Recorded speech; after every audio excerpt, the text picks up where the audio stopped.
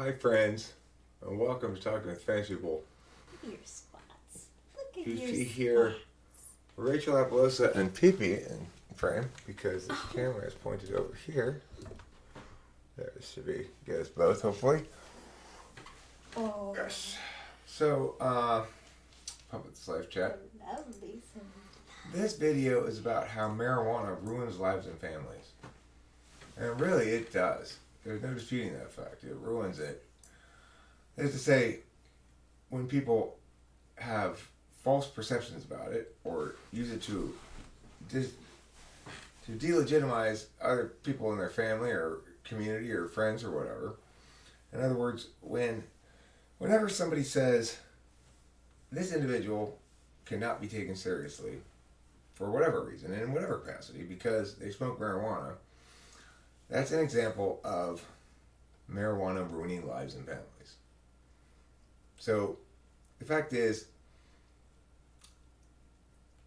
nobody ever tries to tell me, for example, don't eat sunflower seeds, you shouldn't eat sunflower seeds.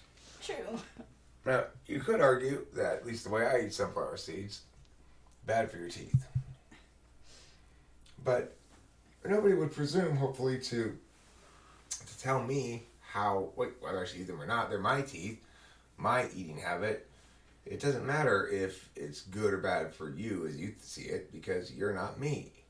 And of course, there are certain things in life that are particularist matters, and certain things that are universalist matters. So,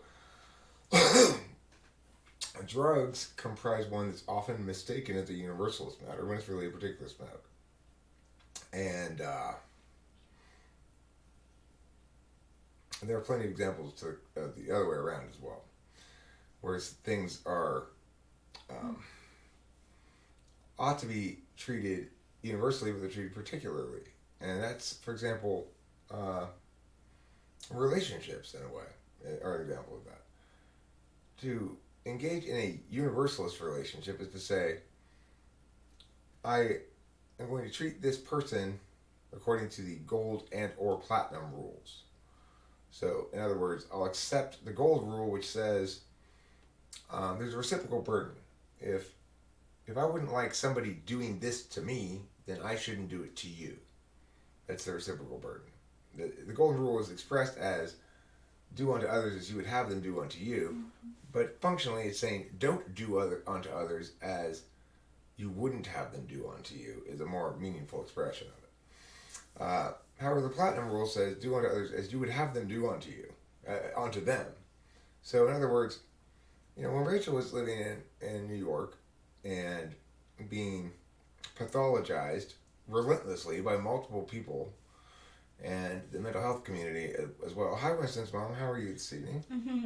It is a nice shirt. I like wearing it too. What wasn't happening is that people weren't asking her what her relationship with marijuana was and whether or not it was a good and healthy relationship for her. Obviously, this is the same sort of reason why I get so angry about diet. McDonald's is not unhealthy. It might be unhealthy for you. You get to decide that. It's not universally unhealthy, obviously. There's no reason to think it would be. There's absolutely none. It's just perceived to be that way because people don't question things very, very carefully. Smoking marijuana is even less, it should be even in less dispute that it's fine to do that than McDonald's, which is fine to do that too. Note that even crazy people who think that maybe McDonald's is very unhealthy for you, they don't try to tell Rachel, you can't go to McDonald's, or while themselves going to McDonald's, right? So one of the realities of Rachel's experience was that this pathologization was not subject to reciprocal burden critiques. Namely, if you're going to say it's bad for me to smoke marijuana and I have to go through these special programs and all this special rigmarole and all these protocols and shit because I choose to smoke pot, then certainly you can't smoke pot. Oh yeah, well I can smoke pot, but you can't because you have mental health issues and I don't. Well, fuck off, because nobody bothers to ask me if those mental health issues are impacted negatively by the marijuana consumption. Nobody seems to care what actually my experience is at all, and it's just being imposed on me. It's being used to invalidate me as a human being fundamentally, and that's exactly what marijuana is often used for. It's rarely used for any harmful purposes by the people smoking it.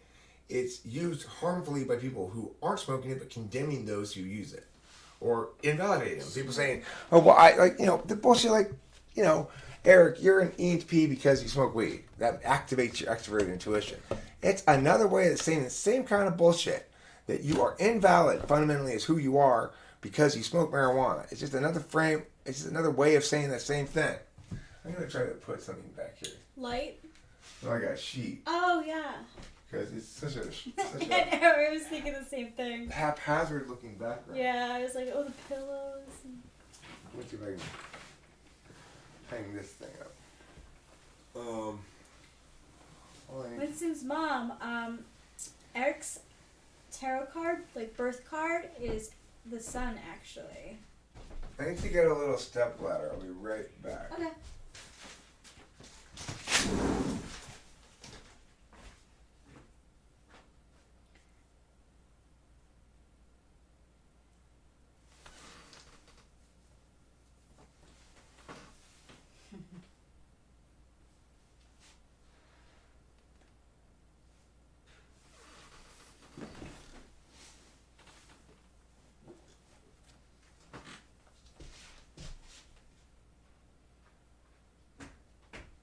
Now here's the other incredibly important thing about this whole matter that needs to be discussed, which is when an injustice is perpetrated and not addressed.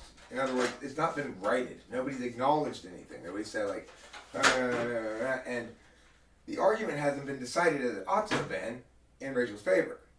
So the problem with that when that occurs, let me pull this way a bit so I can fit the ladder back there. Oh, that way. My bad. Is that it has to get processed eventually. When it's not processed where it ought to be processed with the people who are perpetrating the injustice directly, when it's not processed right, where they take accountability for their own injustice and agree with Rachel, yes, you were right the whole time and I was wrong, and everything we've been saying this whole time, you were right the whole time and I've been wrong the whole time. That conversation needs to be had with Rachel by everybody who was wrong about this, because they were wrong about it, and if they still think they're right, then I guess I need to shove my foot further up their ass. And if they still think they can get away with not acknowledging that Rachel was completely in the right the whole time, I need to stick my foot further up their ass as well. No blanket. So Rachel. Oh wait, I have a question. Yeah. Should I use the ladder if I want the blanket too? Oh, you want to put it on you or what? No, I'm saying, well, like, you don't use it when you sleep out here? Well, I mean, right now, I know that we're still working on organizing the shelves. We got the space organized, but we're not done organizing the shelves. This is a temporary phenomenon. Oh, I see what you're doing. Just to have a background for the live stream. Yeah, that's fine. I thought you were gonna keep it up there. Just like store it. No. I want to make it look nicer.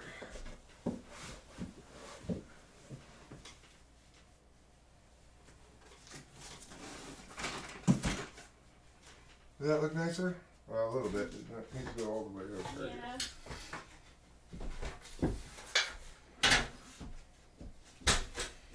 So the thing is,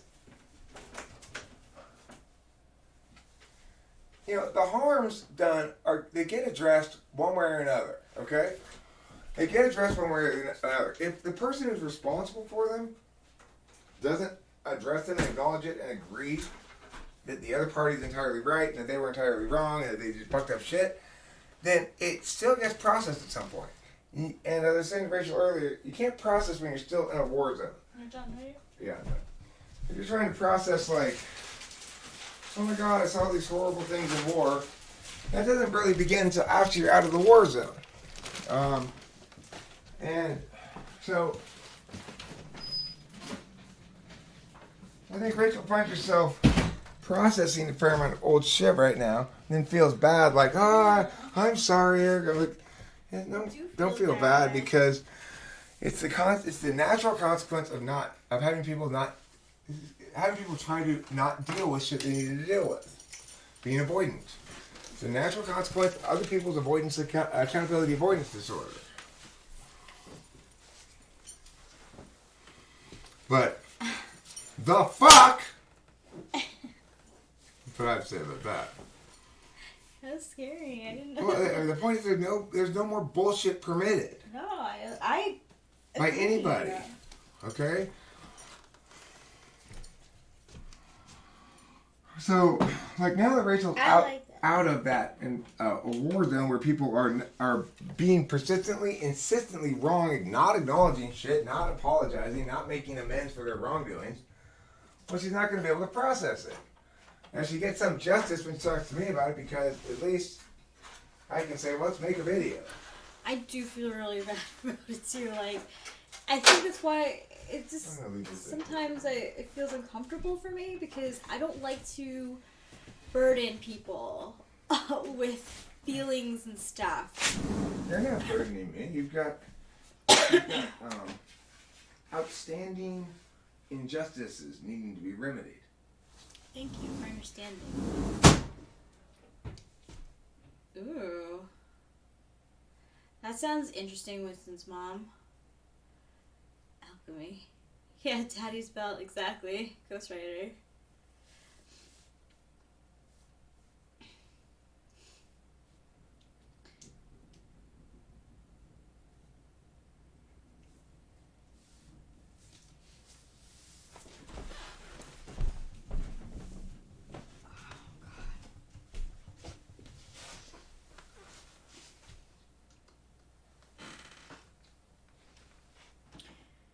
Does he use the alchemy symbols? Like, is that part of the book?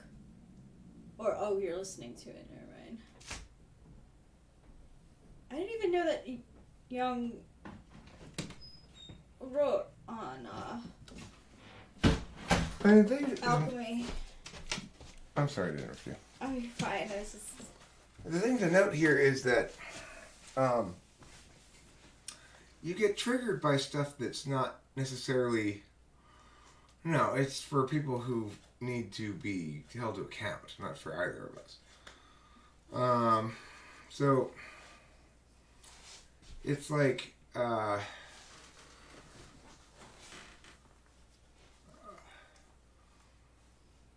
was I saying? I'm good, Ghost Rider. It's for people who've held an account. Oh, right. So she gets triggered by a message that's probably a very banal message. Yeah.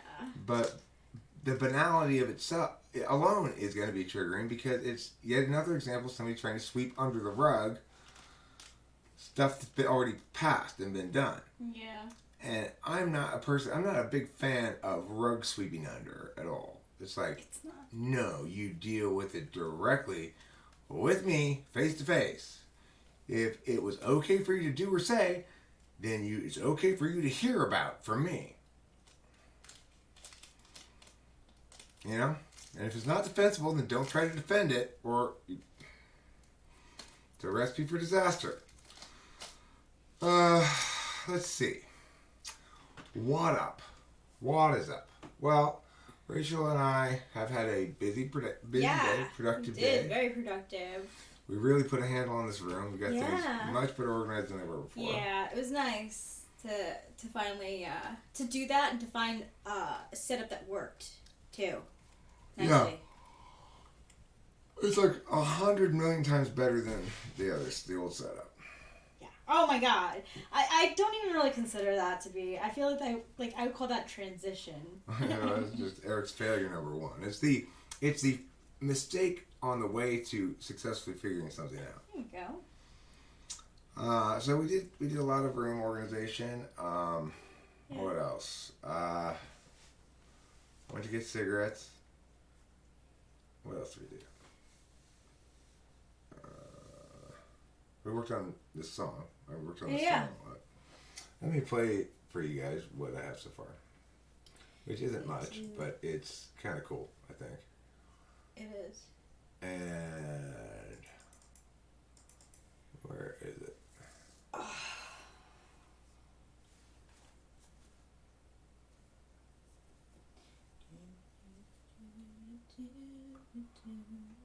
Let's see if this one is going to be lined up properly.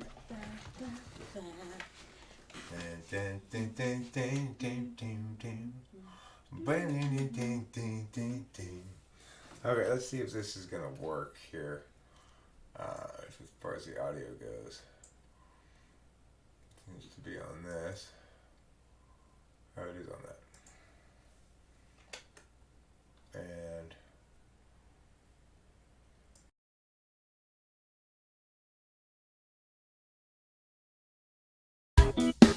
when she sucked, cause she sucked it a lot, and she then finds her eye and her teeth.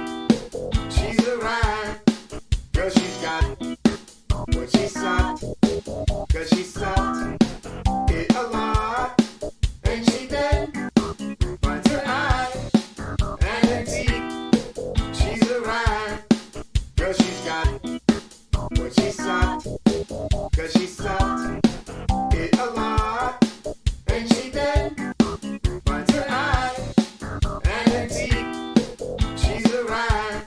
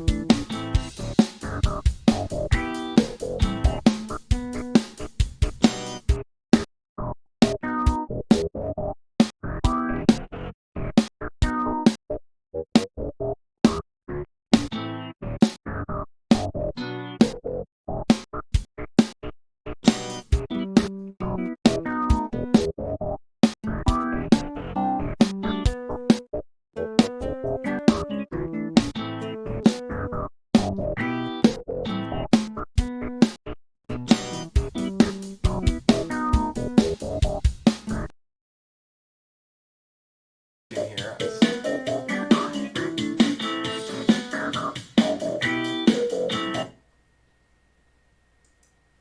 Hi, we're back. So that's the thing we were working on. I was working on all night, and I'm pretty happy with the way it's coming together. But it's just a long way from being done. I think when it is done, I'm gonna take my time with it and make sure it's like done. So Rachel spent time doing vocal takes today on that, and that was cool. I like working with her.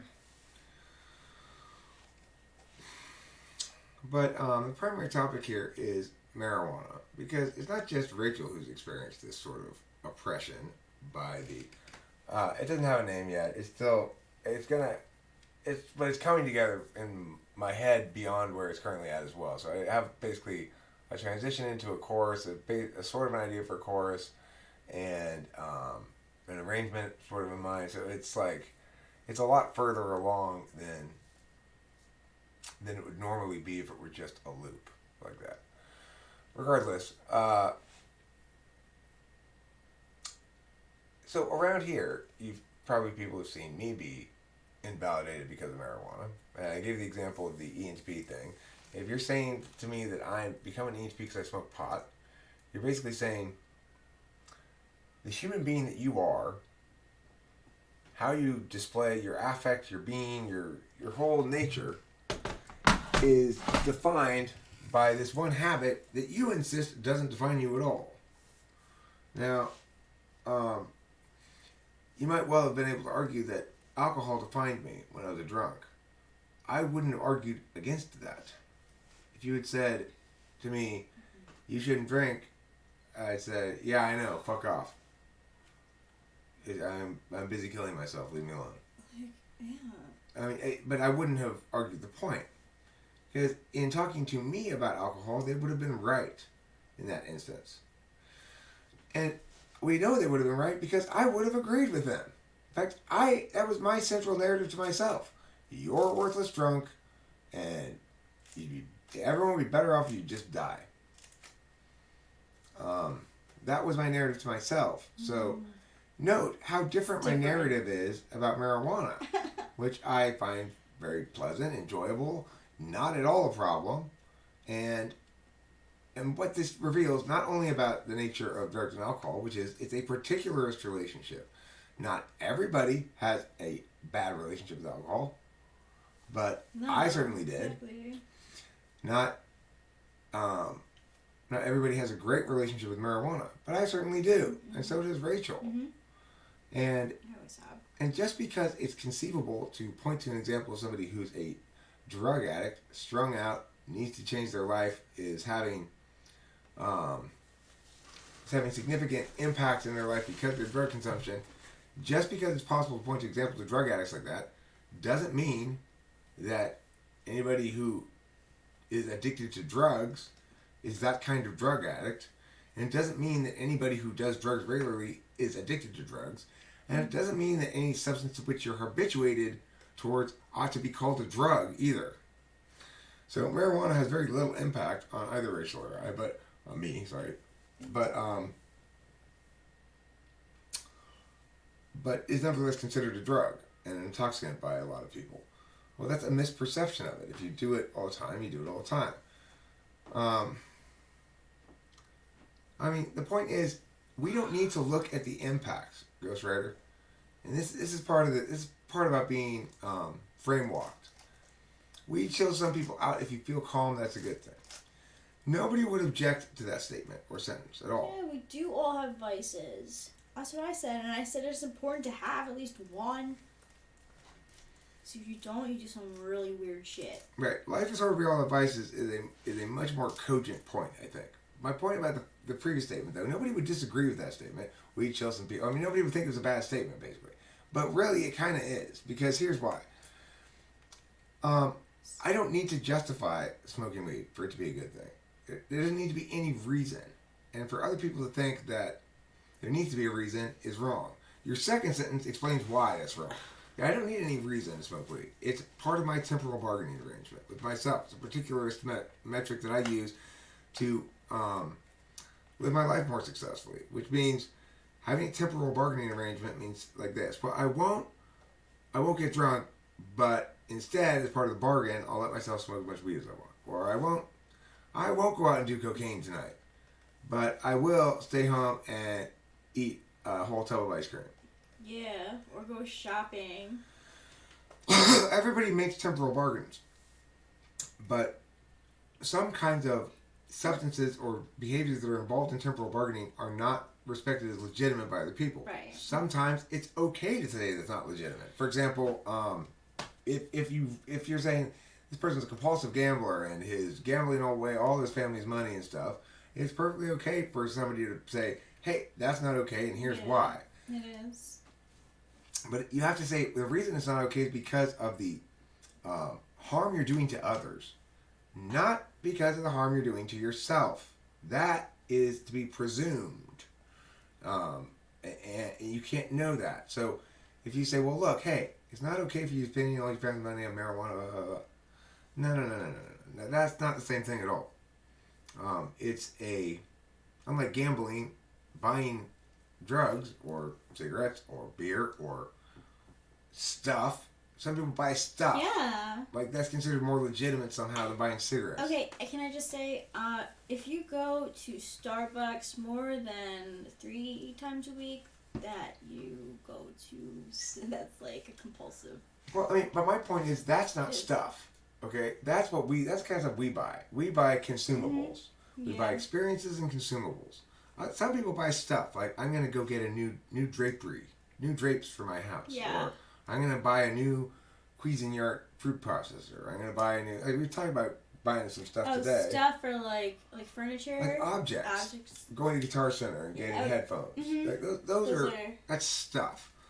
Rachel and I go to McDonald's nearly every day. Does that mean we have some sort of problem with McDonald's? No.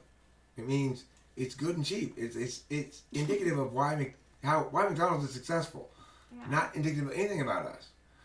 Is it a problem we smoke so much marijuana? No, it's indicative of what a good drug marijuana is, that you can smoke it so sustainably without any harms. It's not indicative of us having a problem. It's indicative of being wise about drug consumption. Yeah. And if you think it's a problem, then you are showing a lack of wisdom regarding drug consumption. Consumables faux show. Yeah.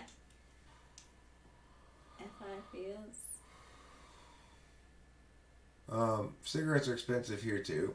And because, that's right, the busybodies want to say, if once we can identify something as sort of scientifically established as unhealthy, then it justifies all kinds of nanny state bullshit. It doesn't justify any of that nanny state bullshit, frankly. And all the things that are determined as unhealthy, the unhealthiness is dramatically overstated or completely made up. For example, secondhand smoke has never killed anybody in all of human history. They say, billboards would say, secondhand smoke kills. Yeah, they do. It might kill the fresh smell of the room. It might kill at a party where people are seeking secondhand smoke in a good way. It might kill the mood even. But it's not going to kill any living things. Ever. Obviously, secondhand smoke doesn't kill you.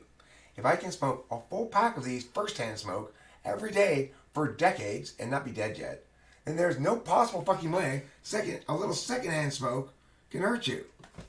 It's just for people who don't like the smell or like being around it. Or even the idea of getting sick because of it. Okay, so then the billboard should say, secondhand smoke smells. That would be true. That's a fair critique. That is. That's fair. I accept that. That's not everyone likes the smell of cigarettes. And it's a good reason why I should have to go outside to smoke. That's fine. Right? Isn't it?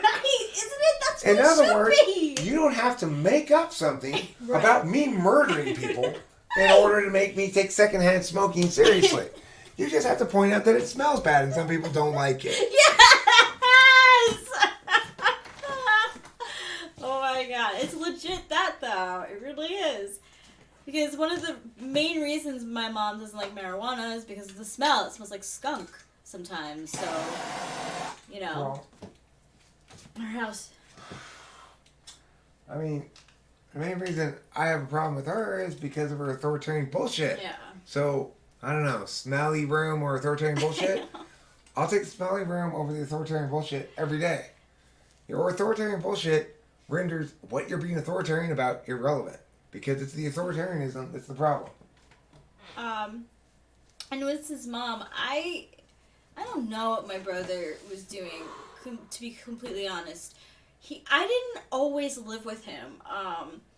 I lived back at home after moving away. I moved back home and lived there for 10 years, basically. And, my brother started living at home again in maybe, 2014,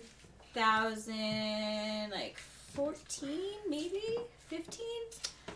And then once he moved back in, it was just, a really different dynamic. I thought it was going to be fun. What? Well, I think once you moved back in, after moving here, and then you were back there, then the dynamic really got different because all of a sudden, you were there with some level of protection then. In other words, they couldn't treat you quite like that anymore. And everybody in that house knew that Eric is somebody who gets mad and rants about shit on the internet and or calls people and yells at them. You know? Yeah. So, all of a sudden, they had to be different with you. The environment was different. They could no longer say, now, Rachel, if you smoke pot, they tried to do a little bit of that and it just fell flat, right? It did. Oh, well, you can talk to Eric then. They don't want to talk to me about that shit, I guarantee you that. Because I will shame the living fuck out of them.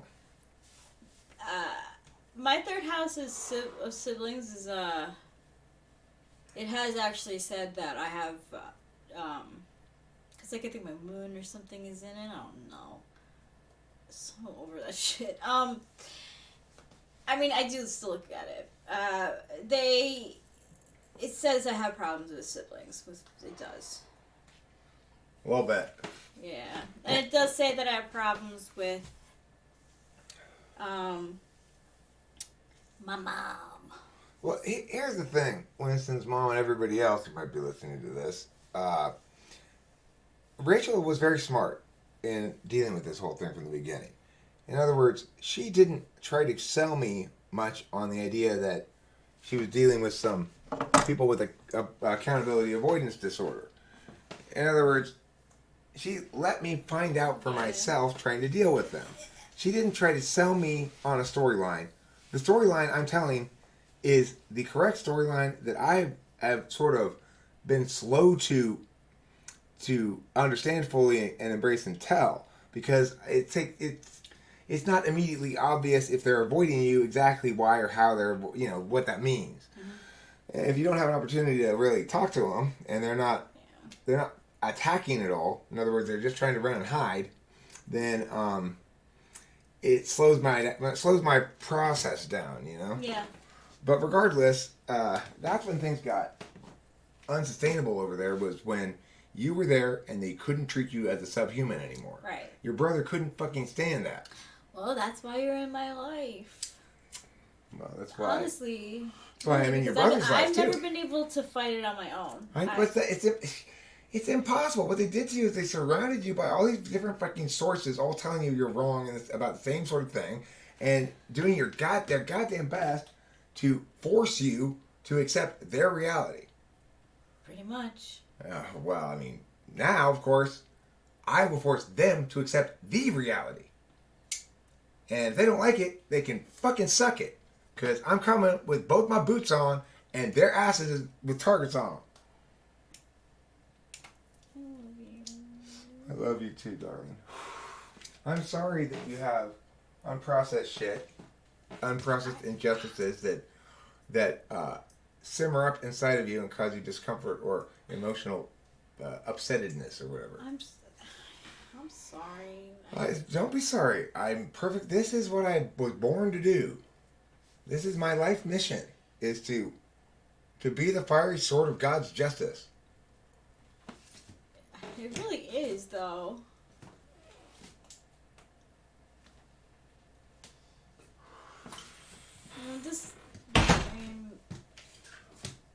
We had a little funny conversation today. I won't go into the specifics of it, but after a certain period of time, I realized, the reason she's getting frustrated with me is because I'm not understanding what FI is, and I keep talking about FE instead. You can talk about it. I don't care. We have our weird things that happen. Yeah. That was really helpful, though. It really was. I'm like, yeah, that makes sense. Because when you communicate, I understand what you say. But today, if she was having trouble, I was having trouble conveying myself, or she was having trouble understanding, one of the two. I was saying, look, we often normally prior to sex have what one would call FI time, before or after, like cuddly time or whatever.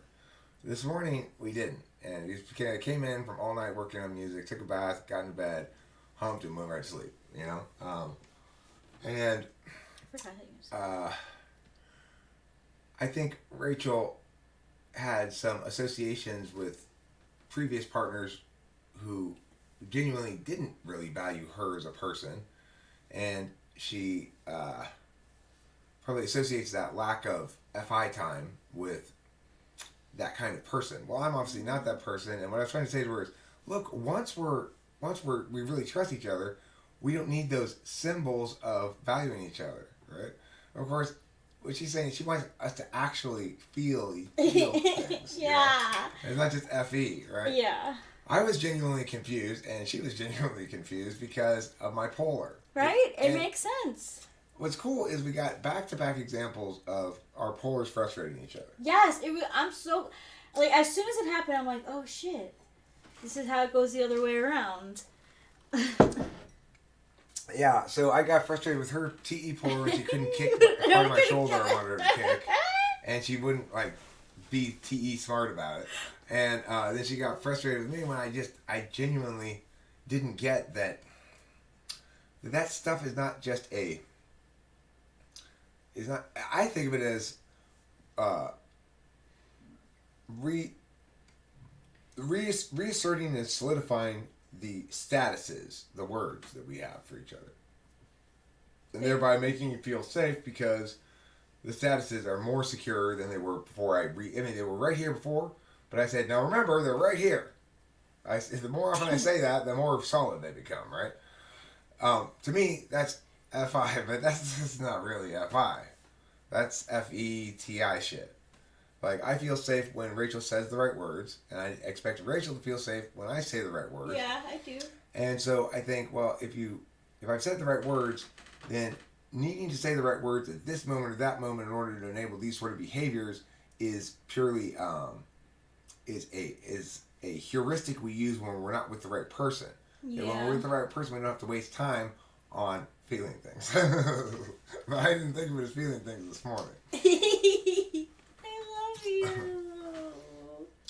Yeah, I spent a lot of time editing that book, Interior. Let me tell you, when I first got it from the various authors who slapped that thing together, it was an absolute disaster. You think the current begat section's a mess? Before I edited it, it went on for 500 pages of begats. So, yeah, I edited it a lot. Does that make it worse? No, it made it better. It made it more concise. More on point. I left in a lot of the mysticism for you, though, so you go ahead and enjoy that.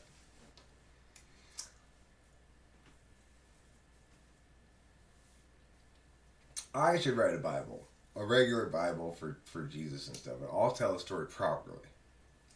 It'll begin with once upon a time, like stories are supposed to start. Once upon a time, people were all messed up, fighting and a fussing, having no clear moral center in the Western world anyway, until a guy named Jesus came around, and he told everybody how to be Christian. And from then on, everything was fine. Because Christians never do anything bad. Right? Never. That's why they are... No, they're not the chosen ones. The chosen ones are the Jewish people. We're the Christians. They're the people who make a lot of money. We're not perfect. We're just forgiven. That's right. But see, at least Christianity deals with accountability avoidance syndrome. To be forgiven, you have to... Well, yeah, because to be forgiven, you have to reveal your sin, confess your sin to a priest, or at least to God, and then ask for forgiveness and resolve to not sin anymore. Well, actually... Yeah, I guess you have to pray. It's what it is. It's a metaphysical... it's metaphysical absolution. In other words... You don't have to make things right. You just have to be sorry and remorseful and say the right words. And that's what I like about Christianity, because it's how life should be. Reality is clumsy and sloppy and ambiguous. But words are not. Whether or not you're taking responsibility is entirely dependent on whether you say these words. You were right. I am sorry. It was my fault. Here's why. Wait, but do they and actually... I resolve not to do that any further. That's how you know someone's taking responsibility. They say those words. But that's confession, is it not? Well, I mean, we do it all the time with each other without confession and the priest. Just say, hey, look, what I said to you. I'm sorry I was short with you with the foot kick thing. That was my bad. I shouldn't talk to you like that. The fact that I got a little frustrated is not your fault. That's on me.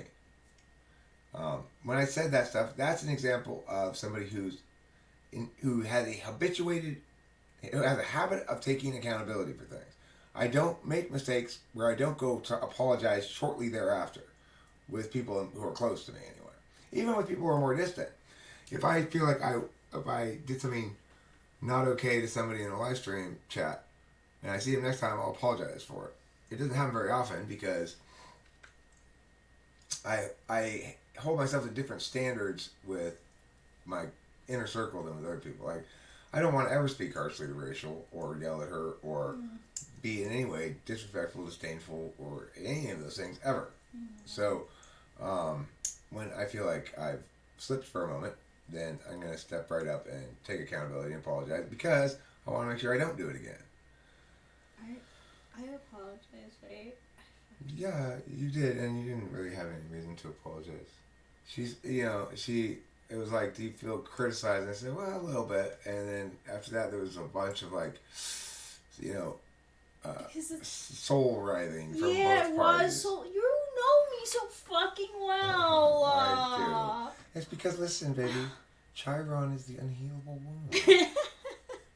You mean Chiron? I don't know if it's in your Gemini or not. But I do know that it's like when the Nine Tails wounds you. It's evil chakra, so your wounds heal more slowly. Oh no. Yeah. Thank you for telling me that, though. I didn't know. There's something on your face. Can you get it? Yes, I can. Is it a frog? I wish it was. It was sweet. No. It's a very, very small frog. Yeah, appropriate for the title of the video. So, right.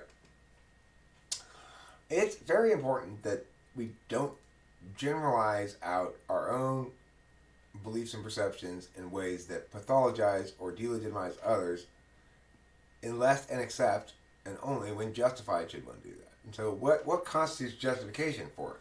If you're justifying shit because of somebody else's own good, then you're almost never justified. If you're saying, well, it's for their own good, that's almost never justified. Unless the person is genuinely like cutting themselves, right? Like, engaging in suicidal ideation, suicidal talk, stuff like that. Then okay, fine. Maybe in that case you need to do something for their own good. But if somebody's making it very clear to you, as Rachel has always made clear, that you've never hurt herself, then back the fuck off and allow that individual their autonomy. Bye, Ghost Rider. Bye. Oh no, that's not Ghost Rider leaving. It's Angantyr. Oh, Angantyr. You need to go. Go then. Go. Express yourself with motion. Yeah, and don't worry about your Chiron and your Venus. You'll find someone and you match up with that, and it'll be great. You just need to pour some hydrogen peroxide on that Chiron. It'll heal a lot faster.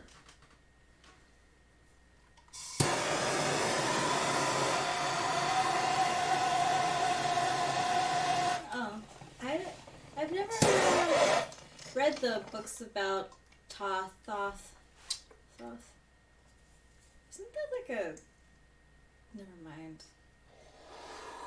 What's a name with too many THs in it?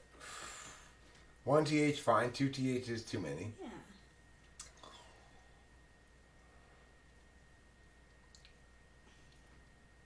I am not sure you're gonna figure out who Cloud is. Maybe you will, maybe you won't. Cloud. He's from Europe somewhere. So, who cares? He's super far away anyway. Yeah.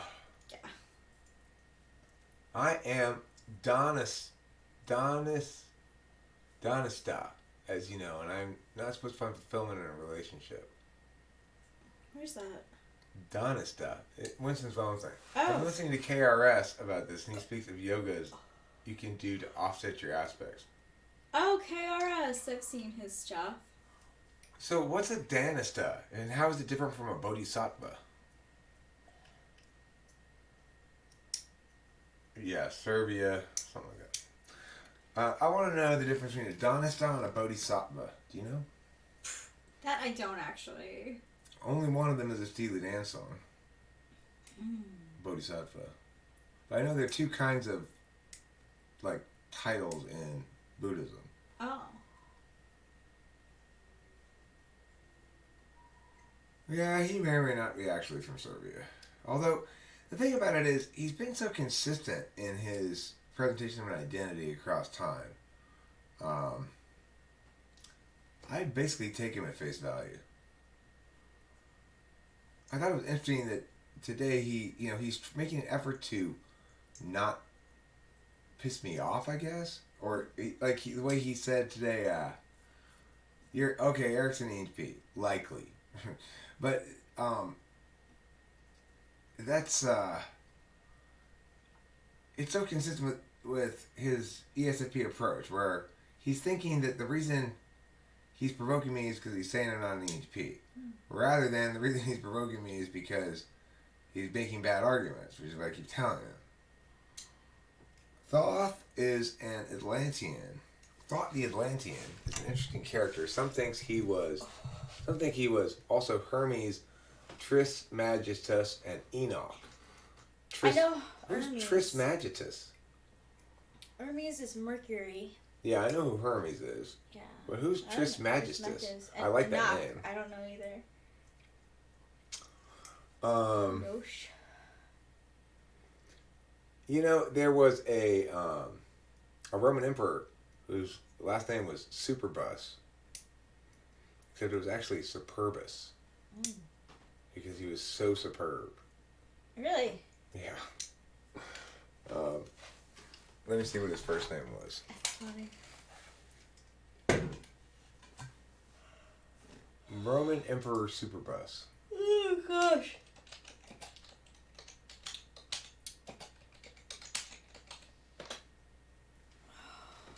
Lucius Tarquinius Superbus. Final king of Rome. And one of the biggest buses of all time. Ooh. Oh, super bass. Yeah. It's actually Superbus. I mean Latin for proud, arrogant, or lofty. Oh.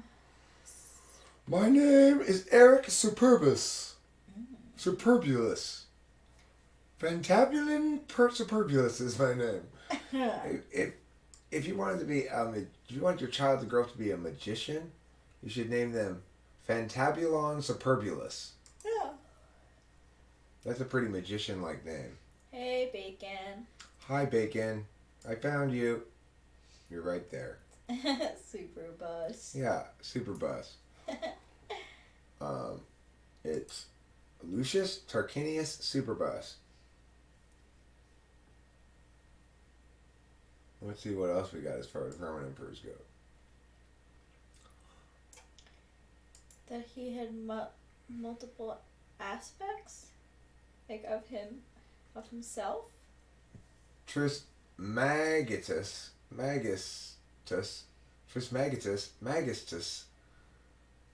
is Greek for thrice majestic and suggests, among other things, that he had multiple aspects. What do you mean by aspects? Yeah, that's what I mean too. You mean he had wind chakra, earth chakra, fire chakra, lightning chakra, and what's the other one? Wind, fire, earth, lightning. Water chakra. Moses and Thoth were said to be the same. That's interesting. I wouldn't think that Atlantean and Judaism be similar. What do I know? Super BS. H-Rip 03. Oh, Super Shrimp. Super B Shrimp. I see. Super B Shrimp. Right. The Thoth Tarot is a divinatory tarot deck painted by Lady Frida Harris, according to instructions from Aleister Crowley. I need this deck. Yes. Thoth, borrowed from Coptic, the reflex of ancient Egyptian. He is like the ibis, is one of the ancient Egyptian deities. What was he the god of? Pyramids? What was... God of writing, magic, wisdom, and the moon. Those are the most powerful things to be in. God of writing and magic is the same thing. Language and magic are the same thing, more or less. As like Mercury, you're saying? Um... Moon. Who is he the same of?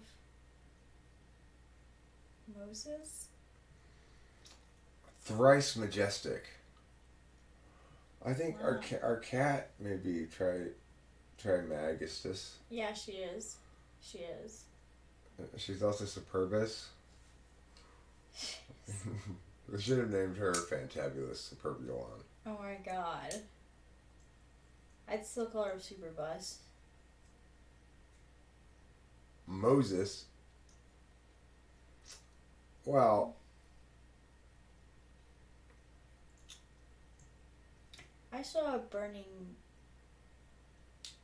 tree outside of my window one time. It was fucking nuts. okay, but it's only magic if it stays burning forever. It wasn't. The fire department woke me up.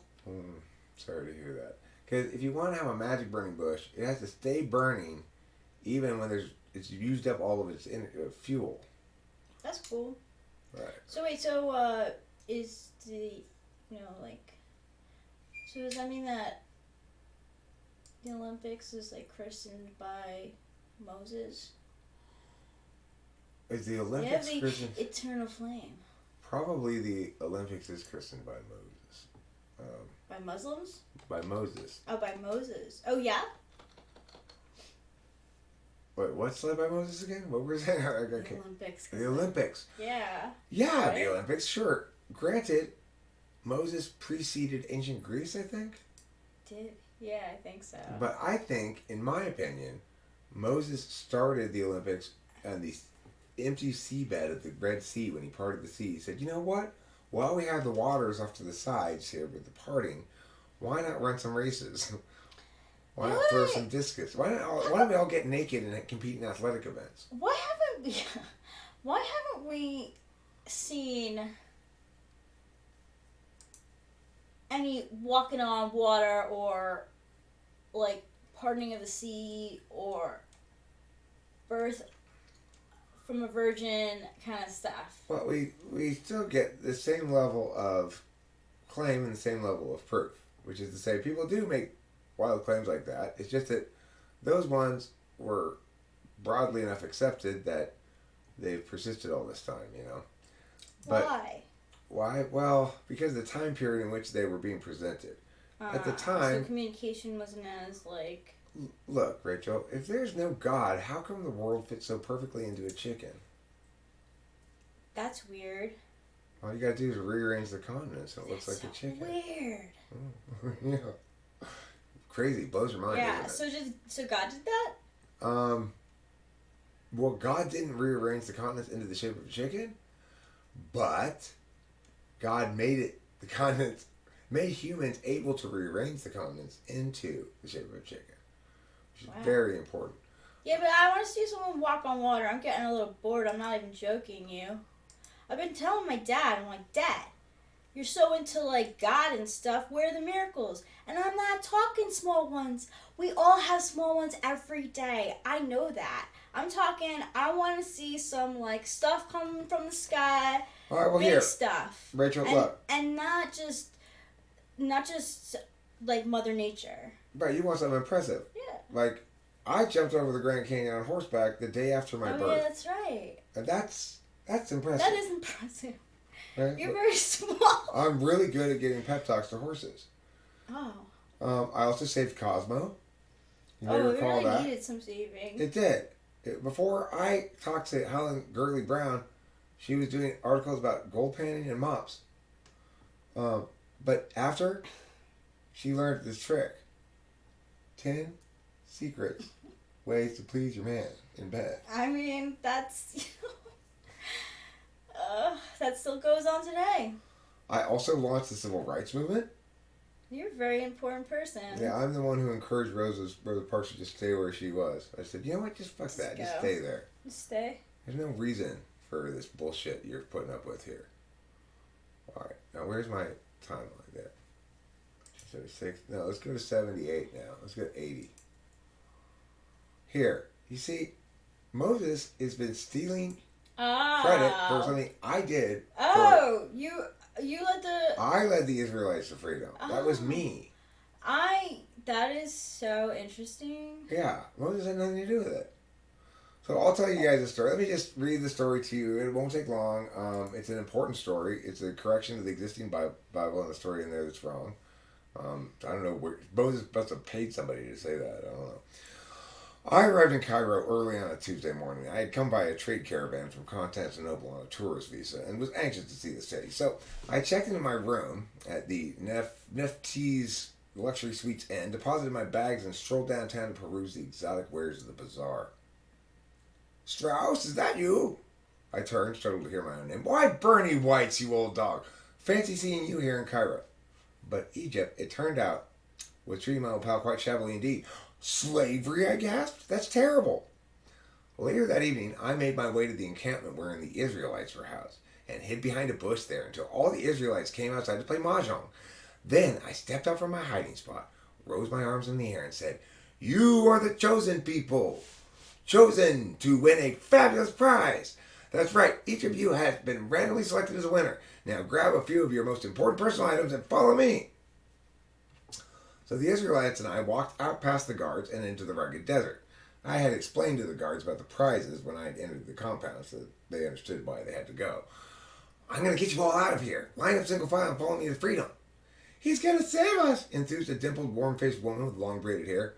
"But we'll never make it across that desert alive without provisions," lamented Rabbi Lieberstein. "Don't worry," I assured. "I know a shortcut. It cuts past all the desert through a secret tunnel." And we arrived in Canaan about 4 hours later. "But wait," insisted a soft-spoken young scholar. "Where are our prizes?" That's the true story of the Israelites being led to freedom. You've had smoke blown in your ass. Right? I also was the first one to approach banter with playfulness. That's so important in American society. Yeah, because prior to that, people only bantered seriously, angrily, or in a longing fashion. Who wants to do that, though? Yeah. Banter longingly? Yeah. Why? Like that? Well, yeah, like... Why you gotta do that to me? Well, longing, like, gosh, I wish things could be the way they used to be. Like that. Oh, that's banter? Well, see, the words really changed meaning since I approached it with playfulness. Now it's considered a playful thing. Oh. Prior to that, the word just meant, like, exchange between people about either serious matters or longing matters. But what happened was, I was one afternoon bantering with a friend, and we were longing for things from the past, when he heaved a wistful sigh for the ways of old California. A gold penny joke leapt from my mouth before I could cage it, and thus did I bear playful banter from my womb. So, I'm the one who did that. I'm responsible for that. I invented cheese. I also, I've done a lot of things. So if you're looking for miracles, Rachel, you're with the right guy. True. Because I've been all through history doing these miracle things. Wow. High five? I created the high five. Stop! I did. I wanted to... That's like my thing. High-fiving is fun. I was playing Sorry. That's when I admitted it. I was playing the game Sorry. You ever played it? Yes. Pretty fun. I don't know exactly how. What? You keep on moving, right? Yeah. You want to you jump on a certain person and sorry. What else do we have here? I ended communism.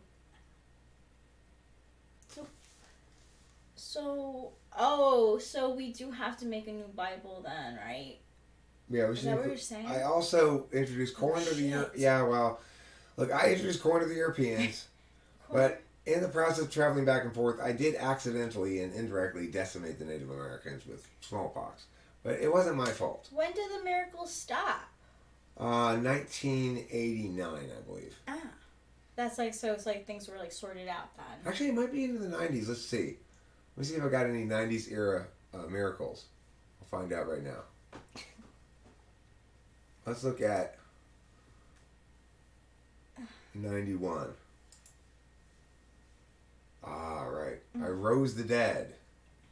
This was an important one. All of them? What? No, just one of them. But that's not possible, said everybody. You could only have raised the dead. That would hardly qualify as an achievement, I pointed out. Jesus already did that. Well, what is it that you did then? I rose the dead.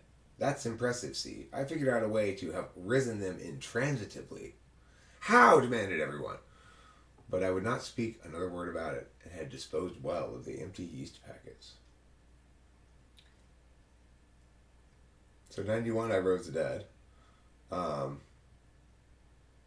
89, I graduated from high school. So like 91 was my last miracle. Where's my miracle when I helped Eminem write that hit song of his?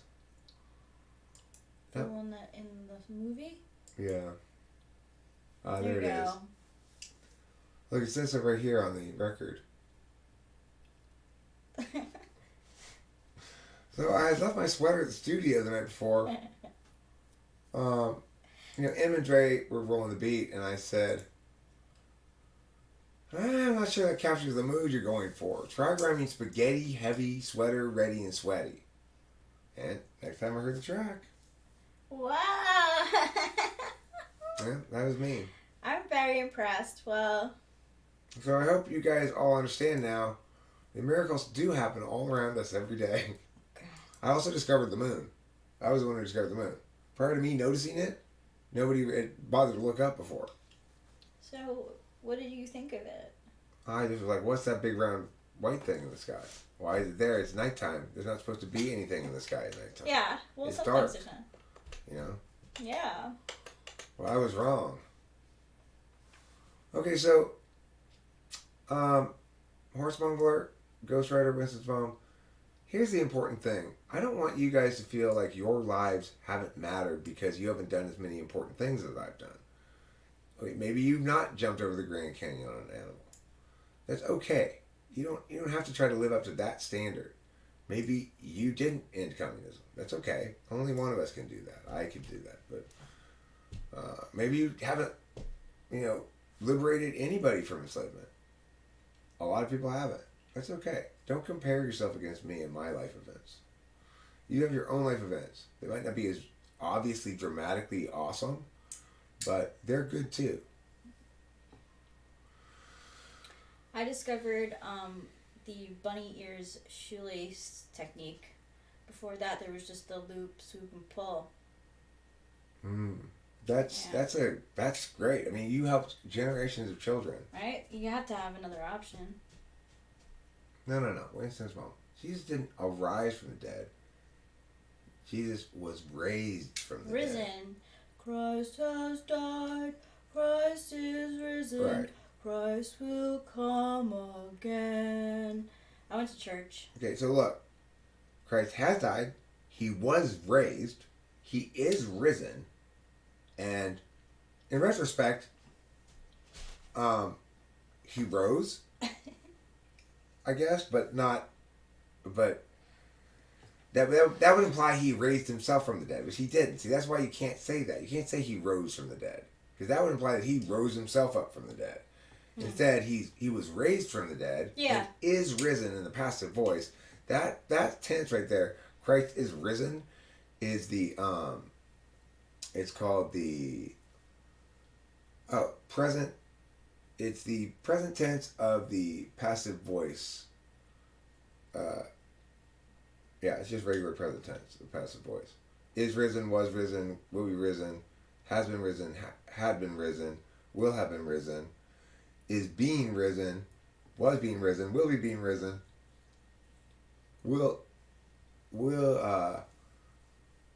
has been being risen, and will have been being risen. Those are all the conjugations in the passive voice of the verb raise. Okay, that's that past participle of raise. See, risen is the past participle of raise, not of rise. The past participle of rise is raised, just to be confusing. Now you see what I'm getting at. That is very confusing. You are an immortal. Surprisingly, a lot of those things that they talk about as happening a long time ago, it wasn't really that long ago. I'm only 48, and I did all that stuff in those 48 years. So we're good. So, like the history books, I think somebody wrote a wrong date or something. The civil rights movement happened sometime in the 70s, obviously. They made a lot of progress. Yeah, and so did the freeing of the Israelites. Until the 70s, the Israelites were still enslaved. It's like after World War II, they set aside Israel for the Jews, but they didn't actually move to Israel until the 70s after I liberated them from the Egyptian slavery. A lot of stuff happened in the 70s then. Well, the 80s, and then... Also, don't forget, World War II happened in between me liberating the Israelites and them moving to Israel. Otherwise, they wouldn't have needed Israel because they wouldn't have experienced the Holocaust. So, Obviously, Oh my World War II God. must have happened in the 70s as well. Wow. Yeah. So we've learned a lot today. Yeah. We have. Can you claim some of your achievement? Your resume is feeling a little empty. You know what? You can make up your own achievements and just put them on Facebook and just point people to them and say, "Look, That's what I do. I'm the guy who invented wearing." Oh, I haven't even mentioned today. Facebook was okay. So I know that Facebook, everyone's big defense for Facebook is, oh well, I have family here and there, right? To especially overseas, that's everyone's argument. Well, let me tell you, when your family members weren't on Facebook, it was a lot more fun. Sorry, it's true. I knew once he went public with Facebook that like the quality was gonna change, because it's kind of like he was just saying, "Hey, here you go, do whatever you want." Well, I like Facebook because of one reason mainly, and that is it gives me a timeline that lets me keep track of my personal life history. That's nice. But I basically stopped using that aspect of it once I started getting hardcore into YouTube. I no longer needed to have that sort of half-assed version of doing that. So now the only thing I really like about Facebook is my life events. I might want to make more life events. I like having a ridiculous timeline full of ridiculous shit. But I don't know. Yeah, old school Facebook I really missed. It just was so fun because like it was only for really if you needed for school. You just needed it. Like I would always get like homework assignments on it, and then like you would set up meetings for like projects and stuff. It was so handy. It really like had a purpose. Where I think it doesn't have a purpose now. And I know they say it's to connect people, but like that wasn't the original use for it. In fact, it was like I don't know. I mean, Facebook is attempting to pull a Google. They'd like to be a meta platform that everybody does everything through. They'd like everybody to pay each other through Facebook money instead of PayPal. And I've done that some. I've used that service of theirs. The problem is, ultimately for me, is one of the main things I used on Facebook stopped working very well, which is, it used to be, I could send a video message to people via Facebook Video Messenger very easily. And I prefer to... Oh, that's nice. So if I wanted to, instead of sending somebody an email or saying, I just send a video message.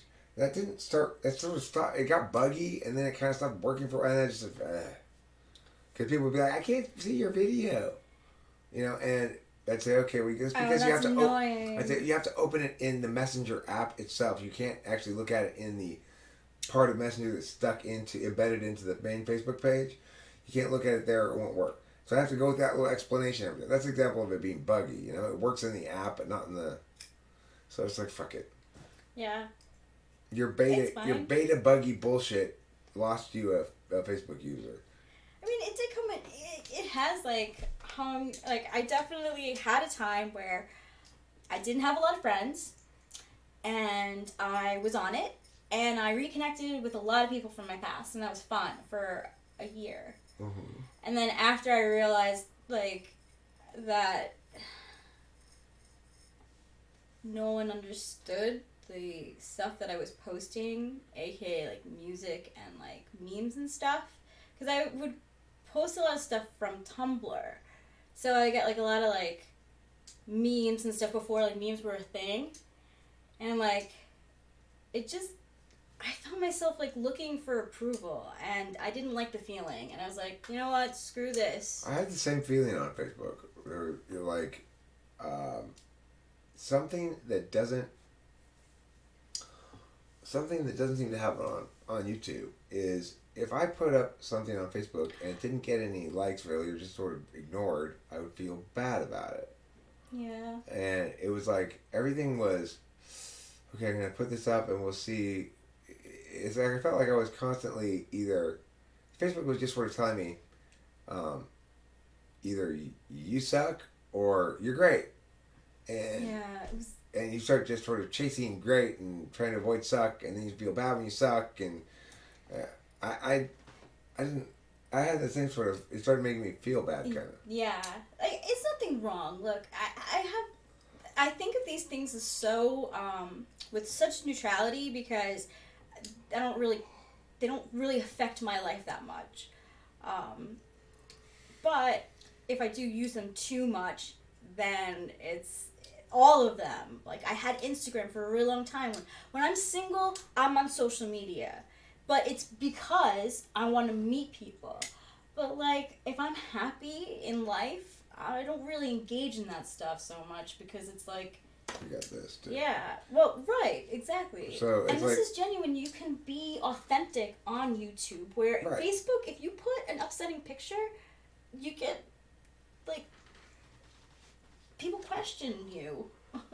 So somebody asked what does CS stand for. I don't know what CS stands for. Chase is the first name, correct, but the S I don't know. Let's see what it says here. I watched his early videos and learned great sources to further learn. He's fragile and worries me. He's also a salesman. I recognize the archetype. He's fragile. Well, Who? when's my talking about CS just? Oh. He might be fragile, but you don't get to claim that when you're maybe being a big public figure and conveying information to people and behaving as though and talking as though they ought to believe you because you're right, and you're just spewing random fucking bullshit. Yeah. I mean, at that point, his fragility is not the point. If he were fragile, he needs to go be fragile, like an introvert is fragile or something. Not go put himself out there as a public figure insisting he's wise and understands things. What is he up to? What's he been doing? I mean, I don't know. Apparently he's sort of moving more towards a walled garden thing, less towards, meaning like he's got his paying members only can come in here area of wherever, I don't know, and he apparently is shifting more towards producing things in that area, so that it's not on YouTube, but rather it's maybe on Patreon or something like that. From what I understand, that's just shit I heard in as sort of what's it called, hearsay about him from other people. I have no independent verification of that. I feel like I've been so serious on this video. I really have. I'm definitely like, I'm twisted. I feel twisted. I feel physically twisted and like emotionally twisted, and I don't like it.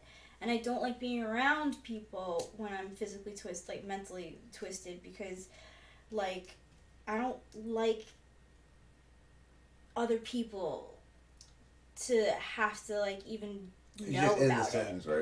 right after people.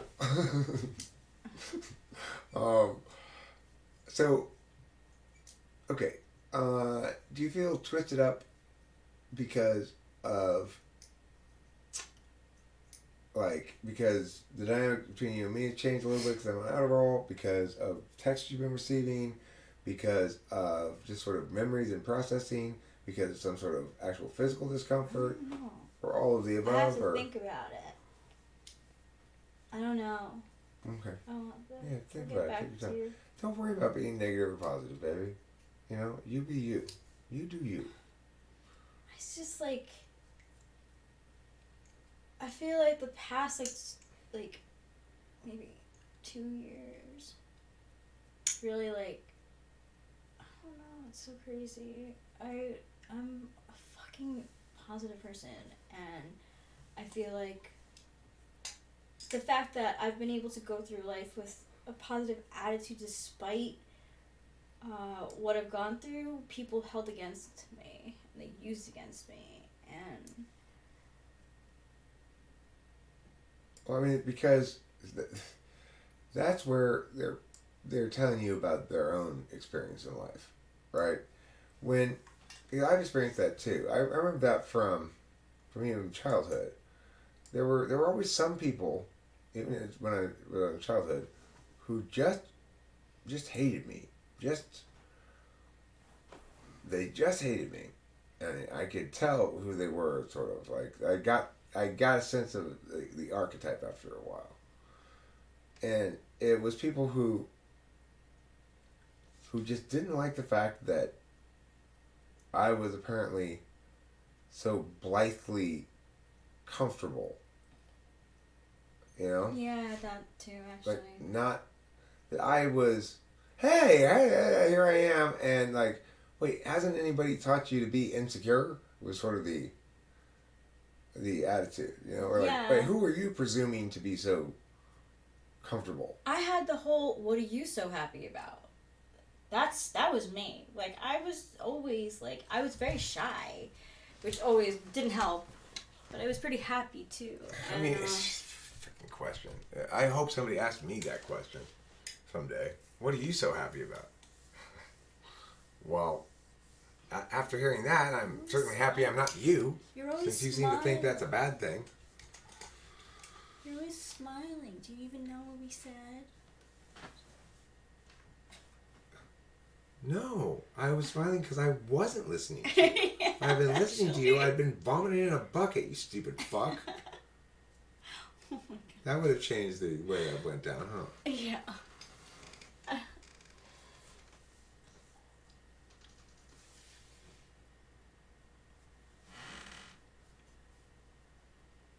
No, we're on live chat now, right? Yeah, this is live chat. Man. I think we're... Headed to bed? No, Oh, yes, I woke up. Yeah, totally. I get, the thing is, one thing that Rachel and I have all the time, kind of constantly, is this FE thing where I'm trying to anticipate, like, okay, I don't want to, like, not notice that she's getting impatient or restless or tired or whatever, and so, I want to try to always encourage her to do what she wants to do. Don't worry about me. Yeah. I'm fine. you do. But to some extent, that's another kind of FI polar thing. Like, it's telling your partner, well, I don't care if you're here or not. You're welcome to come and go as you please. Now, it's sort of true, but it's something that only an FI polar person would normally say and not quite. I get it because I've thought about it before, but it's like, being FI polar means I want you to always be doing things consensually, you or anybody. Yeah, and actually, I really do appreciate that. But here's the thing about that. What it plays out as is I refuse to want anything or need anything or have an interested position on the matter. I'm just, open for, if you're nice, I'm nice. It's like, it's one of those sort of things.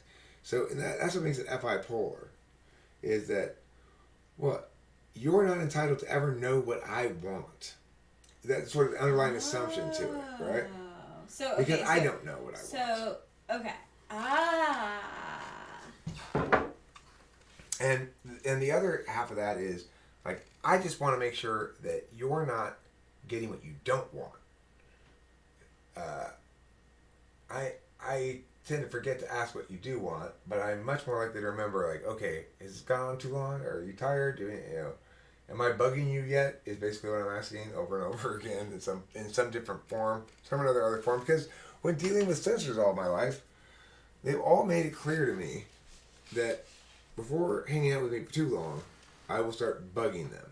Like, just being around me bugs them. Why? Well, because this. They don't want to talk about this stuff. They don't want to hear massive explanations.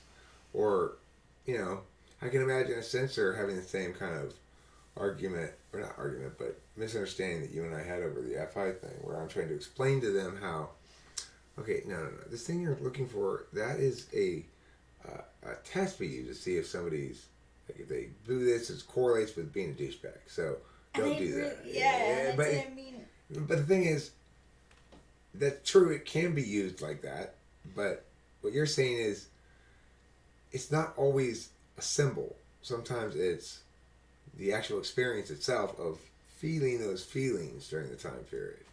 To me, that seems like not. I guess I naturally think, well, that's not even something to try to pursue as a goal because the feelings that you experience right now rarely impact anything even minutes before or minutes after for me.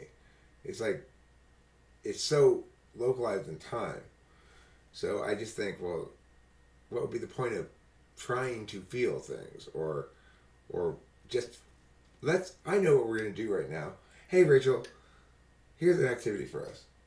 Let's experience emotions. That's the strangest suggestion I've ever heard. Right? I can't even conceive of what one would do to go about doing that. But Rachel and I do that all the time. We do actually, yeah. You know, but the truth of it is, if we had, you came at me with that a lot. Like every time, I would be like, "Okay, I'm out of feelings."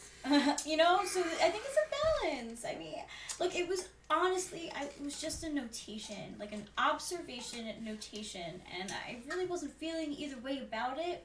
And then you thought, oh shit, now I've repented error, so I'm gonna get it. The other thing is, important takeaway for me as far as the intellectual takeaway is that it's how long I continue to conflate the words and the feelings. So she was saying, I want to feel things with you. And I was saying, okay, Rachel, so you're saying you want to go through this word exchange protocol beforehand. And I'm going to now patiently explain to you how word exchange protocols are great and important. But remember that they're fundamentally symbolic and that our words about our feelings are permanent. So, I love you forever are my words. And we'll always be together. Those are my words. So, therefore, we don't need to pretend to have feelings anymore. Basically. I get that, but I don't want to do that all. I know, baby. We don't have any conflict or dispute here. It's funny the way that it was revelatory about hard stacks. Also, our personalities as people, just random individuals, and right, because just like with the neck massage, I really wanted to help you, and it does sting a bit when I know that in that area it's something that I'm fucking clueless. I mean, I even try, but it has to be totally unconscious for it to actually work every time. What, the TE? Yeah. So what's an example of something where you think you had good TE, where you solved a problem? Well, okay, so the one thing I can think of in my mind, because it's a workaround, was when we were in Hawaii and it was windy and we had broken up the weed and we were smoking it, but we didn't want the weed to blow away. So I said for you to put the bong on top of the weed so it wouldn't flow away while you were taking a hit. So, yeah, that's when I remember. Sure. But I wasn't thinking, it was just that would probably fit over that.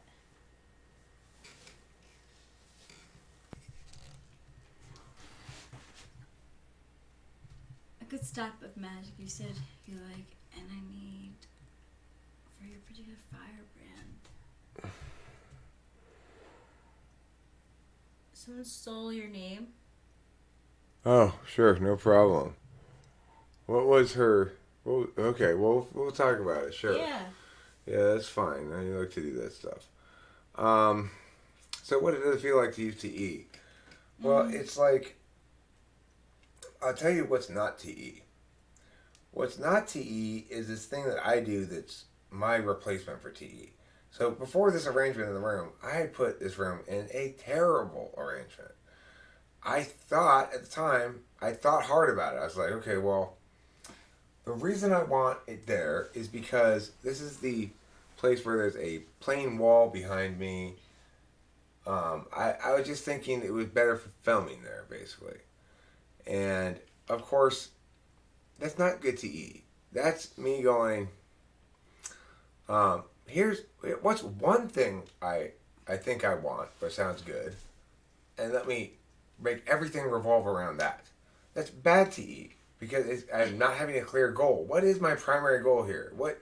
In other words, like, when we rearrange the room, how do we know whether we've succeeded or failed? I need to know that before I rearrange it, and I don't ever. Now that we've rearranged it successfully, I realize the primary goal is for us to have plenty of room and have it be easy to move around the space. That's the primary goal. It needs to also facilitate these other things that I do, like filming or whatever, but this is a much better solution than having the room in a shitty arrangement. Oh my gosh, it was so bad. We were banging our it was awful. Bones against wood and couldn't get around one way, and it was... So TE is going to take into account the dynamic physical system. The fact that when we arrange things a certain way, we have to take into consideration the various uses we have of the room. The fact that I'm not always making videos. Sometimes I'm doing this and this.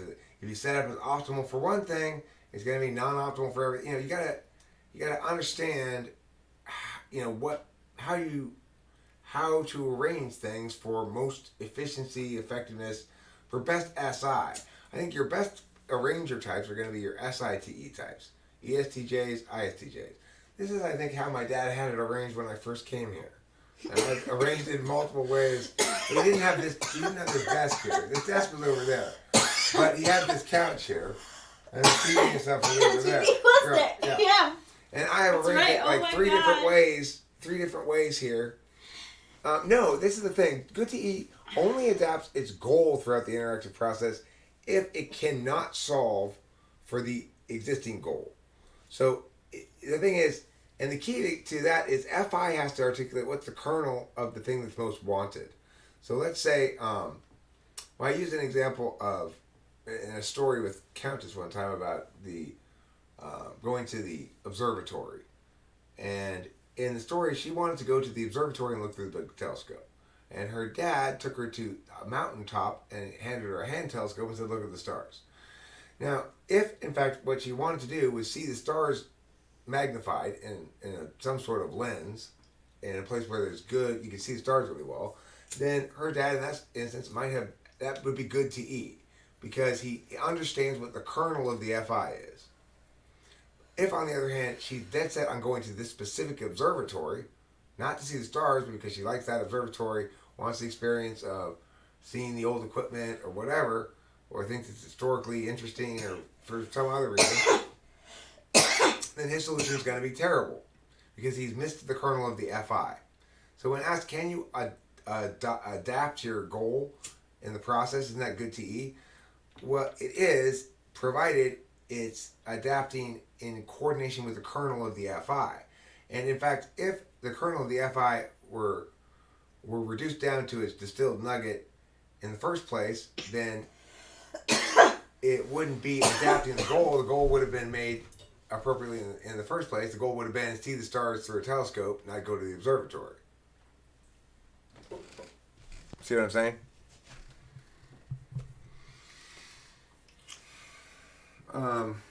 I'd like to smoke a cigarillo here for a moment.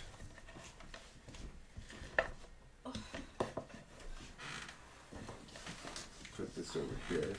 So the room, as you can see, is arranged differently. Now when I go to stand in the doorway to smoke, I will almost always be going over here because of where the room's arranged.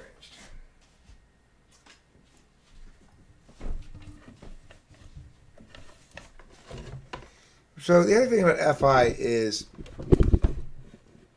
I talk about it being a deliberation function, which it is, in the sense that it works out the logic of conflicting feelings. What's most important to you? What's less important? Which, if you can't get everything you want, and you only get some things you want, which things are you gonna make sure you get, and which things you're willing to give up on? Wow, that's pretty big. That's really important, right? So the thing about it is it's a deliberation function that helps you to figure out those kind of questions. But unlike TI, it has an inherent experiential consequence for negative calculations.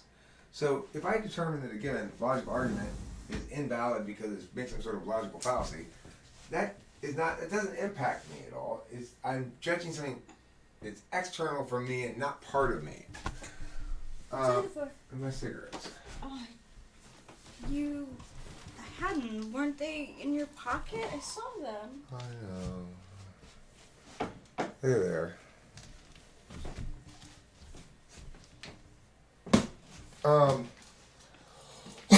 Whereas FI is experientially either rewarding or punishing, depending on if it's good or bad. So if, in fact, you make a poor decision, trust somebody who ends up just using you and tossing you aside, well, that poor decision is punished by negative FI feelings. The equivalent, I guess, would be cognitive dissonance for TI inconsistencies. I don't know how much cognitive dissonance is actually uncomfortable for people or not. It turns out a lot of people are basically immune to cognitive dissonance, but no one's immune to being sad. Like, Trump is immune to cognitive dissonance. He is totally not impacted by it at all. But even he, I'm sure, could be made sad somehow.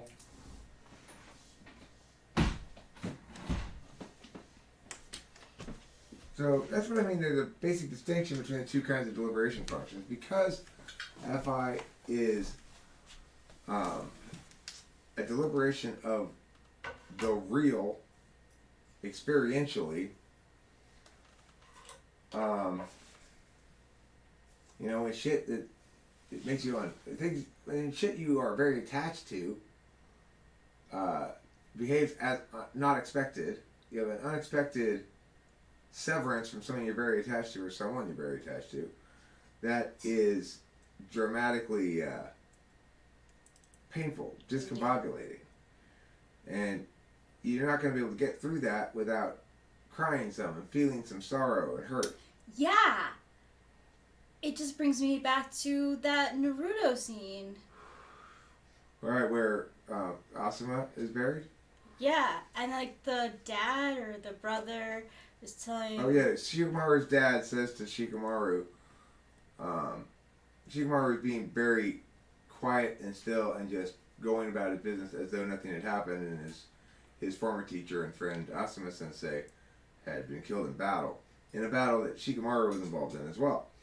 So his dad says, "No, Shikamaru, you don't understand. The problem is you're trying to contain all of these feelings. You're trying to not display any of them. You're trying to bottle them up inside or squelch them down or whatever. And what you need to do is let them all out." And then there's a scene where Shikamaru's crying and sobbing and stuff. It's good. The whole thing. And then afterward, he goes to the grave, too. See, I agree with that basic idea that you gotta let out your things. But for me, it's... Nobody would ever say that to me. Nobody would say, "Eric, listen. The problem is you're bottling up your emotions." You're gonna come out. Yeah, so that's why I guess when I hear that, like, well, people shouldn't bottle up their emotions. My natural thought is, well, who bottles up their emotions? But yeah. Obviously a lot of people do. I think, like, anger is something. I just always think of the 7 Enneagram and fear and stuff. And fear and, like, avoidance of pain, like, all that stuff. Like, that really resonated with me. It's like the avoidance of negative feelings, too, sometimes. Like, I will say, as a 7, when I saw that about myself, I was like, I do that sometimes. Like, reframing and just, like, layering it to, like, and it just doesn't, sometimes it just doesn't work. It's not what it's supposed to work.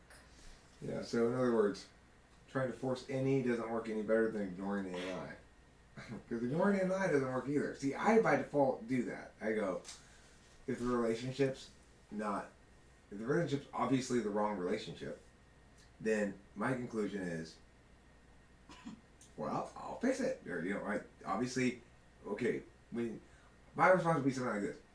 All right, when you say it's obviously the wrong relationship, that's clearly a category error. We can't talk about relationships as being right or wrong. We have to talk about it in terms of which behaviors are acceptable or not, or which words are acceptable, and those things can be corrected and critiqued, and they should be. That was how I would have responded before I was actually in the right relationship. Well, now I would say, well, of course there's a right relationship, and everything else is wrong. If it's not right, it's wrong.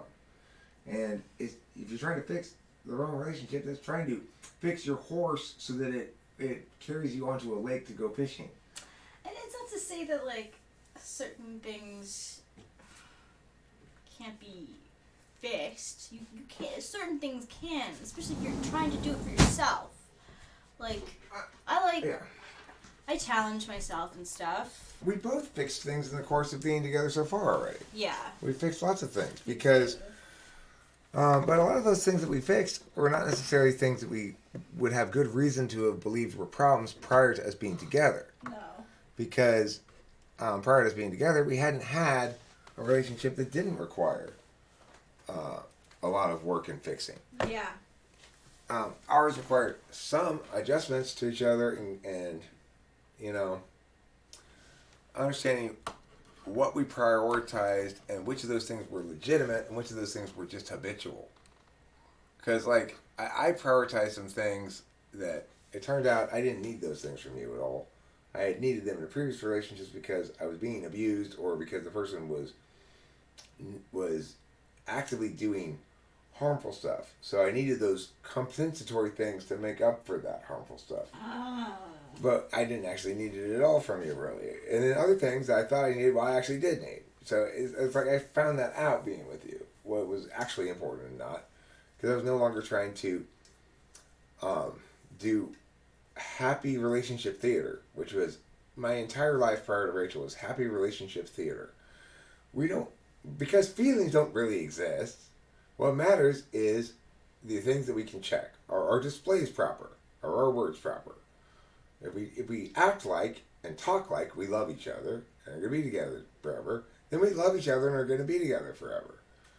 And the only problem here with this relationship, prior to this one, is you're not listening to me. You're not saying these words with me. You're not loving. You're not feeling properly because you're not reducing feeling to a bunch of words that you say. That was basically I didn't understand that's what I was doing exactly. How would you know? I mean, when you're talking about people's feelings and stuff, you're usually talking about behavior and words. You can't really access the feelings directly. No. Only good actors can do that. Only FI actors. Right, that's what I mean.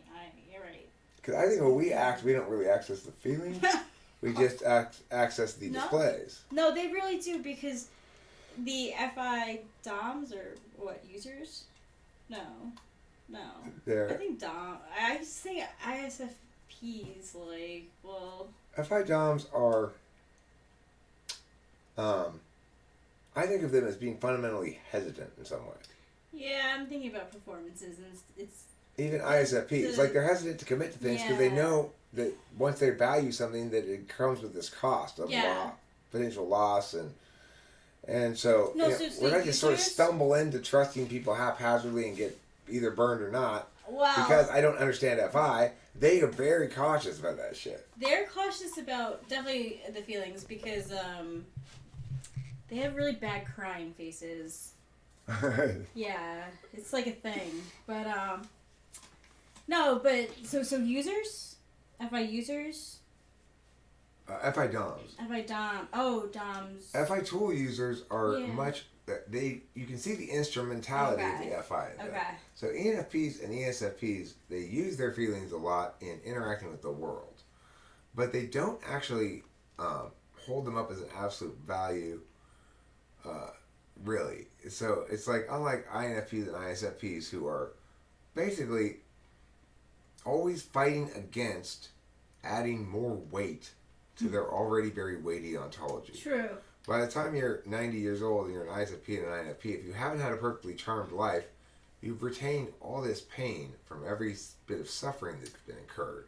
Okay. And it sort of builds up over time. You feel more and more just ontologically broken down. True. People who are FI doms, they don't want to live forever because they see life as always having either, as always either adding weight to you or relieving weight but adding another kind of sort of weight, which is significance in a good sense.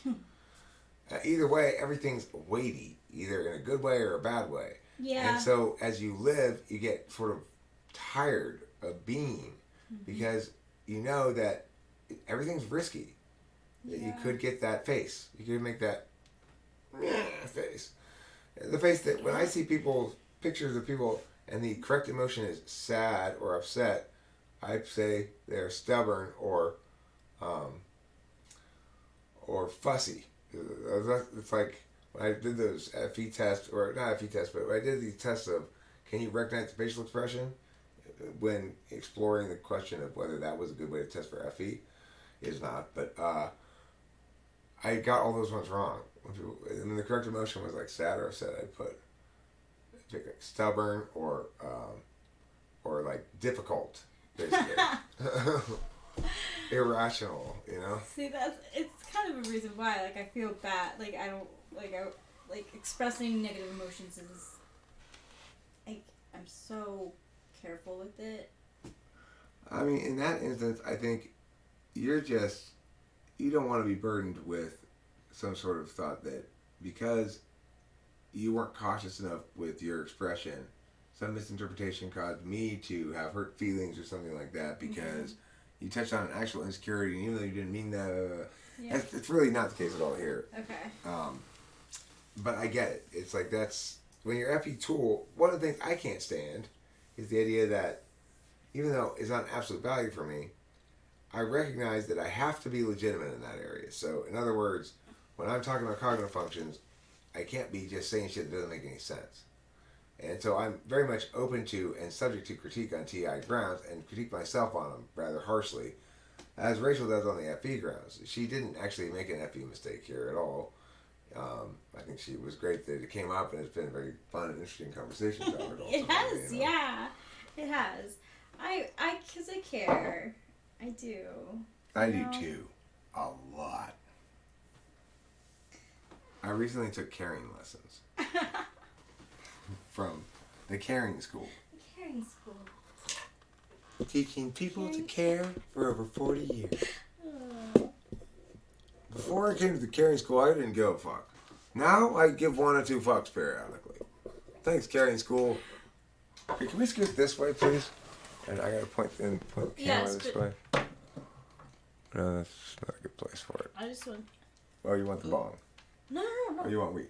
You're fine. No, just sit there. I just want my glass with a Coke. Ah, that's a good thing to have. The Quack-a-Cola.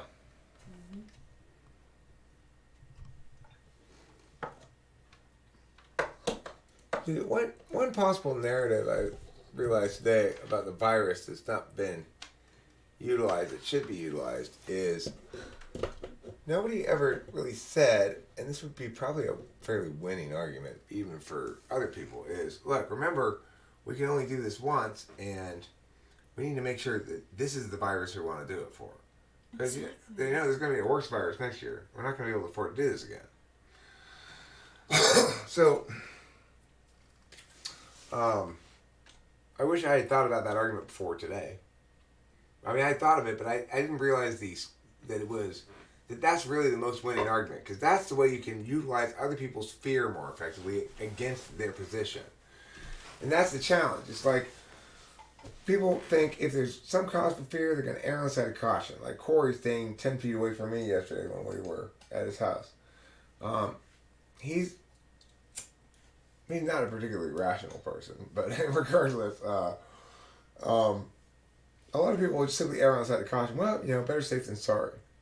And not understand that they're making a choice to be better sorry than safe next time. And that's how they should frame it. Well, I'm saying this is the worst virus we're going to get in the next 10 years. Like, weren't you hoping that Trump was going to, like, say, like, no, this is fine, like... Well, he did, but the problem is, and this is why reasons matter and words matter. He said, the virus is nothing more than a bad cold, blah, blah, blah. When asked why he thought that, he said, a hunch. Those were his exact words. So, of course, that's not going to work narratively. And then all of a sudden he finds himself in a position where he's being treated as a public health menace who's basing national public health policy on his hunches. Of course, he's always doing that because he's an ESFP. Well, your dad said that. He, like, said that it's extending the whatever supervision or us staying home until the end of April. Right, because, of course, once he realizes that it's utterly failing narratively, he switches into his 6th slot FE and starts demonstrating, agreement with everybody, basically. Because the reason he agrees or doesn't has absolutely nothing to do with reasons. So that's why having a hunch is as good a reason as anything else. If I had been president, America wouldn't have fallen into this clutch of a disaster because I would have been making all these arguments over and over again. I've been repeating them. I'd be using the bully pulpit to make my message clear that we need to be adults. That doesn't mean I'm saying the virus is a hoax or anything like that. Like, oh, it's just a cold or whatever. I'm saying we have to make an actual calculation here of a decision. We can't just throw all of our rainy day resources away on the fact that, we've got all these rainy day resources. Well, a shady looking character drove by the house, so let's spend them all on a security system for the house. Well, then when an actual problem arises, we're not going to have those resources. So that's the argument that really should be made. Because this is not an actual problem enough. 18 to 24-year-old dependents nor their parents are getting money for their dependent. What do you think about that? That sounds like a crock of shit. Yeah. Sounds like a crock of shit to me, too. But it's a way that they sort of saved a little money. They made some sort of compromise. It's a political decision. College kids are young and healthy. It's a political decision made for expediency because it's decision-making by committee. It's one of those things where some fiscally conservative person ignored the reality of the moment, which is, now is not time for fiscal conservatism. I'm fiscally conservative, but I support government stimulus packages and stuff in this instance because when you force shut down an engine in the middle of running and it goes, you gotta fucking repair it. Yeah. So do I think that's bullshit? Yeah, I think it's bullshit. I think it's unfair. If they're gonna give it to every American, give it to every American, period. But do I understand why it occurred and that it's not some sort of nefarious plot against that age group? Yeah, I get it. Somebody said, well, where can we save a little money? If we're going to get Joe and Bob and Steve's boat over here, we got to throw them a bone. So probably that's what happened. That'd be my guess.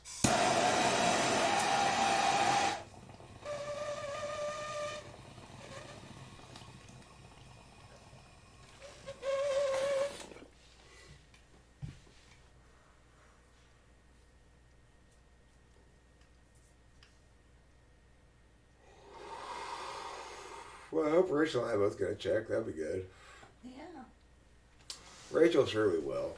I'm not sure if I will or not. I'm kind of like off the grid at the moment a little bit. I like that.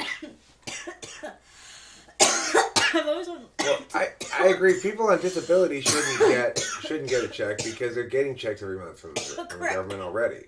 Yeah, that's fair.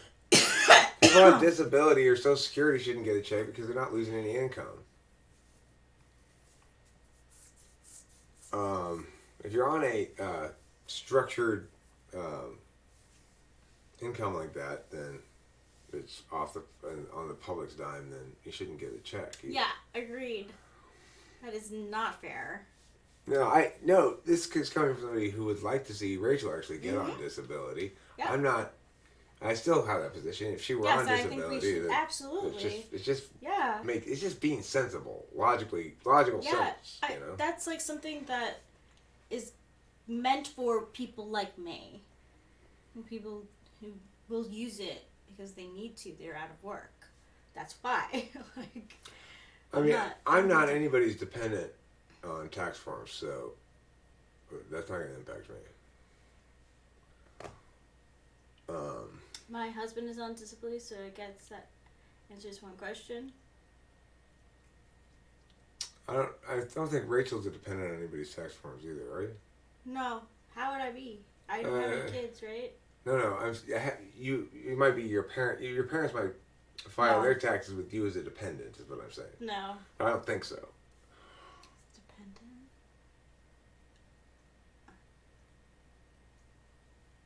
Yeah, well, there's quite a few people worse off than all of us in some sense, at least here in the first world. Mm-hmm. You know, Rachel and I have a pretty sweet life here. I've really been kind of grooving on this virus time, actually. At first I was like, it was making me depressed. Yeah, we both were. I just understood the big scale issues of it, but now it's peaceful. It's cool. Yeah, it's been fun too. Yeah, it has been peaceful, very peaceful. So I feel lucky to be here. So here's one where I am going to put a vertical slat board in there with holes in it, I guess. Do you think that would be good enough? I didn't look at your link before. I could look it up. The neighbors are buying a bee box. They bought one and they're waiting for it to get shipped here. The Chinese neighbors that I thought had killed the bees, they didn't kill the bees. No. But I guess the other theory, which is the bees had outgrown that hive they had in the front tree, was correct, probably. Yep. And in fact, they decided they want to be more like captain of their own bees, I guess. So they're getting an official bee box. So cute. I love our bee box. I do too. We just have to. Well, when it's cold tonight, like now, we could do it. I want to go out there. I want to pull out all the old paint cans and shit, and then we can put various vertical slats in there, and hopefully they'll build their honeycombs on that. Okay. Let's see here. Everyone is hiring kind of drudge jobs, but okay pay at Amazon, the Census, Walmart. Yeah, you could work for the Census Bureau right now. I don't know how the virus is impacting that kind of work. I mentioned that. What? I don't know how the virus is impacting that work. That'd be kind of fun. It's a temporary job. I wouldn't mind doing it, actually. So, the census count? You won. I've counted you. One. But don't let me count you again, okay? I don't want to double count you. I think it's interesting. I remember one time in college, I was just bored, and I'm a Googler of everything, so I came across the U.S. Census, and you were able to type in, like, specifics. Mm-hmm. And one of the things that was specific that you could look up was the nationalities of the different areas. So I found out that Franklin Square was like number 4 in the country for like Italians. Oh, really? Place. Yeah. That's funny. Yeah. And I think it was like for Germans, it was like number 10 or something. Hey, Rachel, get a load of this. We're number 4. Get out of here. How can we be number 4? Who are the other 3? Where's Danny? Where's Anthony? Bring Anthony over here. He's right. You know, that is how it is. They're always good if you want a distraction. So like in Sunday school, religion class, they would always distract the teacher. So I was like, yeah. Yo, Mrs. Simmons! Anthony's throwing my hole in the water. What's your field, Bacon?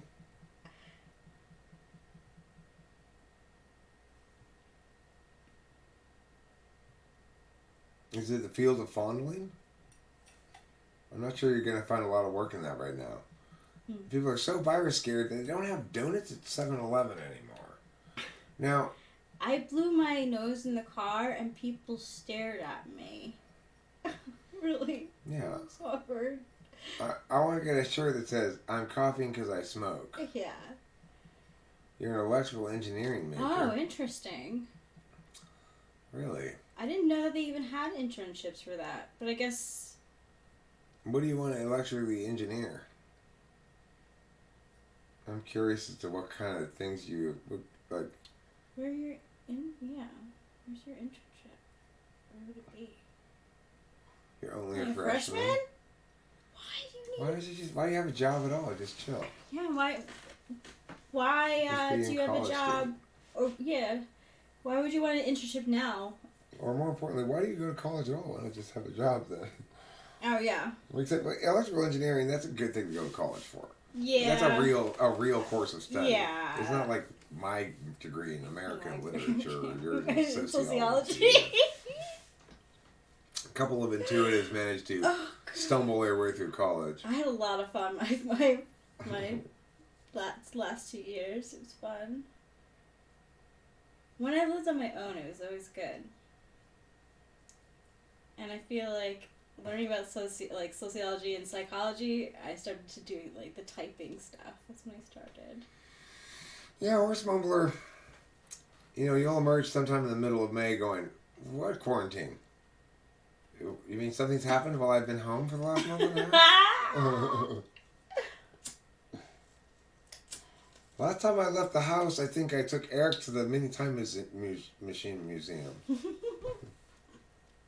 Greatest museum in history, by the way.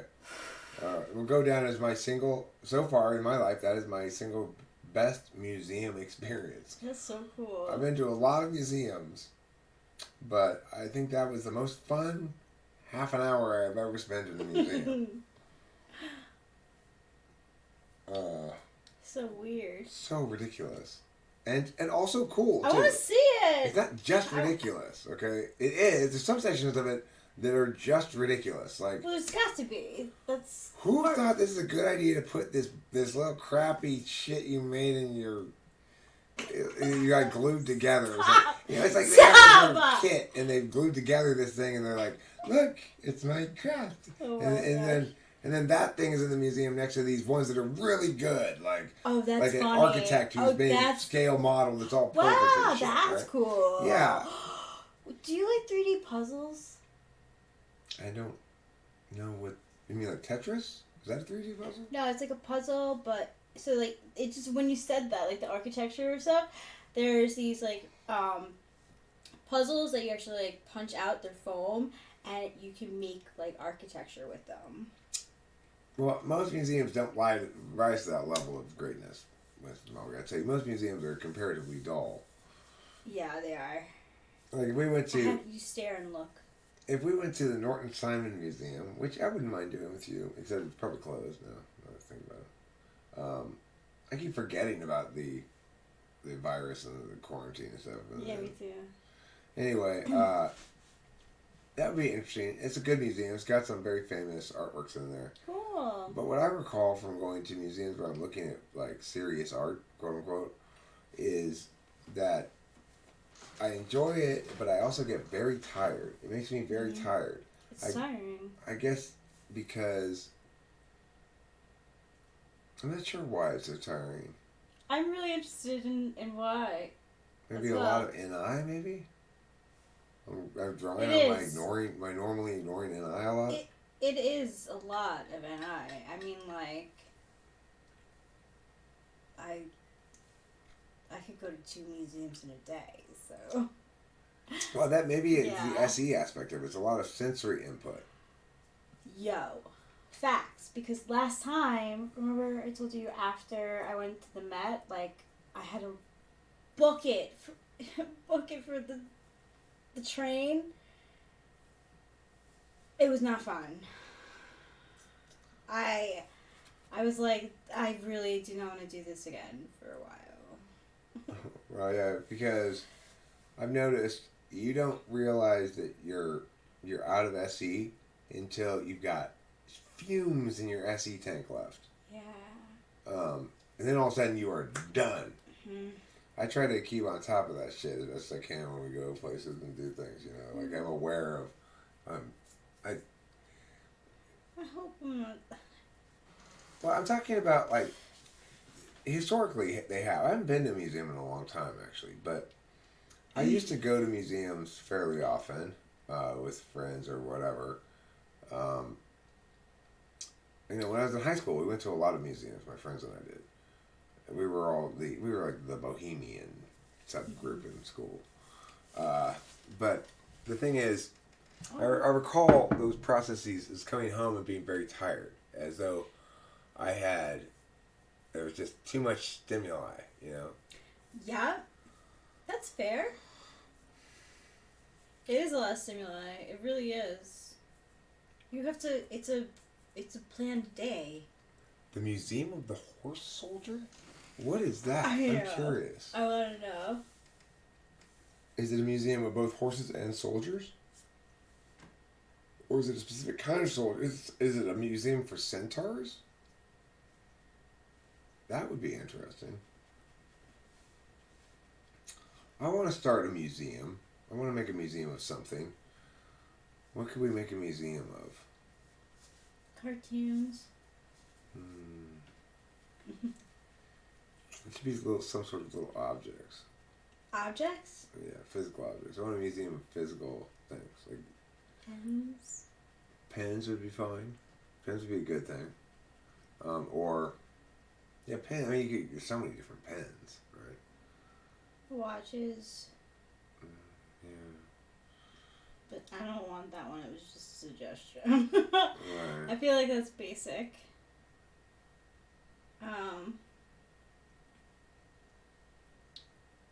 Objects.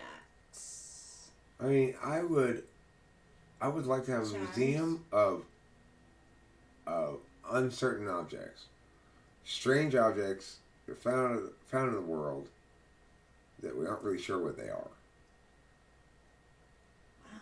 So you have to go look like in the desert and see things that are, what is this thing? Now, yeah, and if somebody might eventually tell us. unidentified, it's. Look, somebody might be able to eventually tell us what that object is. Usually there is someone. But that would make the museum interesting to people. These are all objects that we found that we don't know what they are. Yep, and there will be someone who Maybe does. you will. Exactly. Find out today by going to the Museum of Uncertain Objects. Ooh, that's cool. That is a good one. Yeah. Along with my hat with pockets. Oh yeah, but I don't want a museum of that. No, that's not a museum. This is abrupt change of topic. Oh. Is what this is. So there's only, you wouldn't be able to fill a museum of hats with pockets. I'm gonna figure out how to model a system and then come back and yell at Eric in 4 years. What do you mean bacon? He's saying He's gonna challenge you? I challenge you to a duel. The problem, bacon, is that it's a good plan, but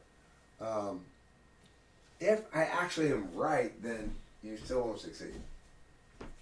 And I think I actually am right. Your mom's right. Yeah, my mom is definitely She right. definitely is. She was right when she said that bacon was wrong. Now, where's my hat? Which hat? Look at the Oh, pockets. Oh, there it is. I found it. Okay, good. I do not know. So, not only do I have this hat with pockets, but I also have an idea for a video. I think I'm going to do one of those Frank James style videos where I do the 16 types on a first date or whatever. Except, instead of 16 types on a first date, I want to do the 16 types on Shark Tank. Oh, yeah! So I'll have to collect some ideas before I actually make this video. Film with an invention for everyone, but this is the ISTJ invention. As you can see, it has pockets. I made it out of Rachel's old jeans that she said she didn't want anymore. Yeah. So I co-opted them, and now, look, it's a hat. Are these jeans? No. No, it's a hat. It's a wonderful hat. It's a wonderful I can put things in the pockets now. I only need $200,000 to make a prototype. What's this thing, Eric? Oh, this isn't a prototype. This is just a test of concept, okay? Now, what I'm thinking is I'd like the whole hat to be like ladies' pants. Just like this, but the whole hat this way. If we could just get some old pants, It's because and I could find somebody who knows how to cut pants, we could have them cut the old pants into hat shape. I need $200,000 to do that. Why do you need $200,000? I mean, I don't know. I just figured, say $200,000. I don't know how much it's gonna cost. How the fuck am I supposed to know how much it's gonna cost? I'm gonna go to Home Depot. I'm gonna find some Mexicans. I'm gonna hire them and say, "Can you make these pants into hats?" And and sombrero. We'll see what happens. It shouldn't cost that much, but I want to keep the rest that I don't spend. I want to keep it for myself. Is that okay? Because I think it's really not going to cost very much, but I want $200,000 so I can just pocket the rest. Regardless, you're going to make a lot of money. Who wouldn't wear this? Who wouldn't wear this all the time? Before I started wearing this, I didn't know where my lighter was. Now I know it's right where it belongs, right next to my head. This is $1 million idea right here. $1 billion idea. $1 trillion idea. Princess Mom, I used to live in Raleigh, and I used to lie on job interviews and say that I went to NC State so that they would think I was like part of their peeps. Their gang. Yeah, it worked. This, by the way, this invention is called the pocket. Not a pocket, it's a pocket. See? Pocket. Yeah. For when your hands can't find your pants pocket. So I'm taking pre-orders. Maybe several years till development's done on this prototype, but I'm taking pre-orders. If you want to put down $1,000, you can reserve one of the first pockets to come off of the assembly line. It's great for all kinds of weather. Yeah. Especially when it's sunny out, because not only do you get the brim of your hat, but you get the flaps over your ears and your neck. Whoa there, Rachel. I'm sorry. That's just the prototype. I'm not planning on leaving those flaps there, okay? It's just got to be a regular hat shape in its final incarnation. I knew it. It's just that I'm not very good at making prototypes. Yeah, and like, I'm not either, so... That's why we needed $200,000. Yeah, I'm really not. Like, that whole Halloween thing where I'm supposed to be a crayon with my friends, they all had these cute, like, little outfits. I fucking could not get anything together, so... Thanks, Mumbler. It's not my... You the man, dog. You the man. You see this? What? Me looking at you with big eyes. Aww, that is so nice. Yeah. Horse Mumbler. Rocket. I gave one of these to Cameron. I gave one to Rachel. Where did I put them? Yeah, I saw those little brass things. Yeah, it's on my bag. Or copper things, whatever. Copper, brass. Copper, I think. Copper. Anyway, those things are rad. I like them a lot. And I love being able to have something to give people when they come over here, if they're a friend in real life or if they're a friend that I met from the channel or something. If I meet somebody, and have a little memento to give out. It's greatly appreciated, Lord. Very much so. We should do a giveaway. Well, I don't want to have to Mail it. I know. I like having them available so when we see somebody, and That's a good idea. Yeah, we'll be seeing people. Yeah, well, I have already. I've given a couple of them. I gave one to Cameron, like I said, and I gave one to you, and now I'm retouching it with Corey. I'll give him one. Give Liz one. Liz didn't even come outside. What the fuck was up with that? Yeah, she and I used to be pretty tight. Like, she always called me her best friend. I never called her my best friend, but she always called me her best friend. I'm surprised she didn't even come outside to say hi to me. She said, "Corey, Eric's here." Yeah, I heard that. Yeah. Maybe she knew it would be awkward and she didn't want to do the awkward. Maybe she would be virusy too. She probably was. Yeah, probably. Third slot SI, probably. I'm guessing she must either be working from home or, I don't know, she works for a bank. Oh. Or a credit union, actually, called Westcom Credit Union. And she used to go, or she has historically worked at this building in Pasadena for as long as they've been, for like 20 years now or something. Wow. But I bet she doesn't go in there anymore now because it was like a call center. Oh, so she doesn't have to. I wonder if they reroute call center calls to people's houses now, or what? Probably. Because that's definitely the sort of gathering space that they're trying to avoid people going to. Like a call center, for example, right, where everybody's in the same space on phones talking. Yeah. No, she's probably home. My sister said she's home. Mm-hmm. Yeah. She works at like a corporate building. So I've only gotten 6 hours of work since the virus thing. I probably would have naturally only gotten maybe 10 or 12 at the most anyway in that same period of time. But the thing is, I would have gotten more because if they hadn't canceled the debate tournaments, the end of the year debate tournaments, we'd be in full blast prep for TOC right now, which, you know, would mean putting a fair amount more hours on debate stuff.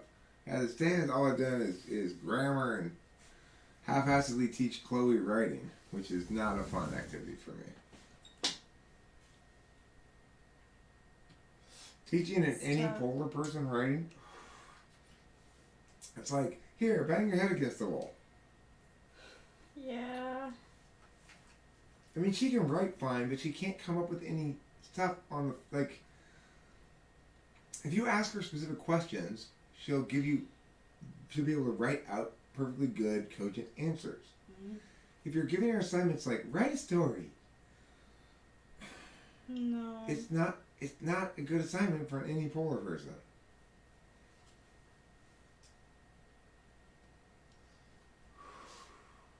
It's not fair to her. No. It's not. It's like almost like torture every time. But I gotta say, it puts great joy in my heart to see Jeffrey really getting a handle on the grammar stuff. Mm-hmm. That makes me very happy. You're very good at teaching them. Yes, I did notice that, Winston's mom. Thank you for drawing my attention to it. It appears all my tests this semester are at home unproctored, open note whether they like it or not. Well, I mean, that's what education should be. If you're in school for some reason other than to actually learn material, then the natural consequence of you not learning it is not learning it. If you're in school to learn the material, then the natural consequence is not learning it is not learning it. But if you're in school to get a degree or something, then you shouldn't be in school. That's not why you should go to school. If you have actual desire to learn the things, then do that. Degrees. Yeah, right. Degrees kill education. Yeah. Like marijuana ruins lives and families. Of course, it's not really the marijuana, is it? It's people's approach towards people who smoke marijuana. And that's why I say to those people, "Pia! Pia!" Like that. And not in a threatening fashion. I'm just showing off my knife. Because it's a Spyderco. It's an expensive knife. I got it as a gift. I wouldn't have bought it for myself. Over there, it's backwards. Everything is backwards on this camera. Except on the screen, it's forwards. But see, if I move it this way, it goes that way. See? I'm moving it this way, but it goes that way. The opposite. Yeah. That's how opposites work in life. Okay, I think I'm about ready to wrap this up. Are you, Rachel? Sure. Okay. Wait. Actually, I was thinking, can you do a reading for me? Yes, I'd be happy to. I'll pull cards for everybody here, and maybe I'll play a song before we wrap it up as well. Yeah. Okay.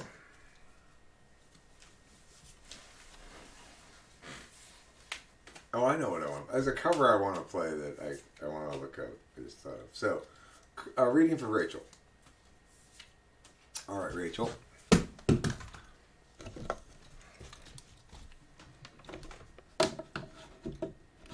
Okay, this card here is going to be that which troubles your heart, that which soothes your heart, and that which is immovable within your heart. Okay? Yeah. All right. Troubles, soothes, and, invulnerable. I'm ready. Troubles, I think. Make sure about that. Hold on. I gotta do the little magic powers.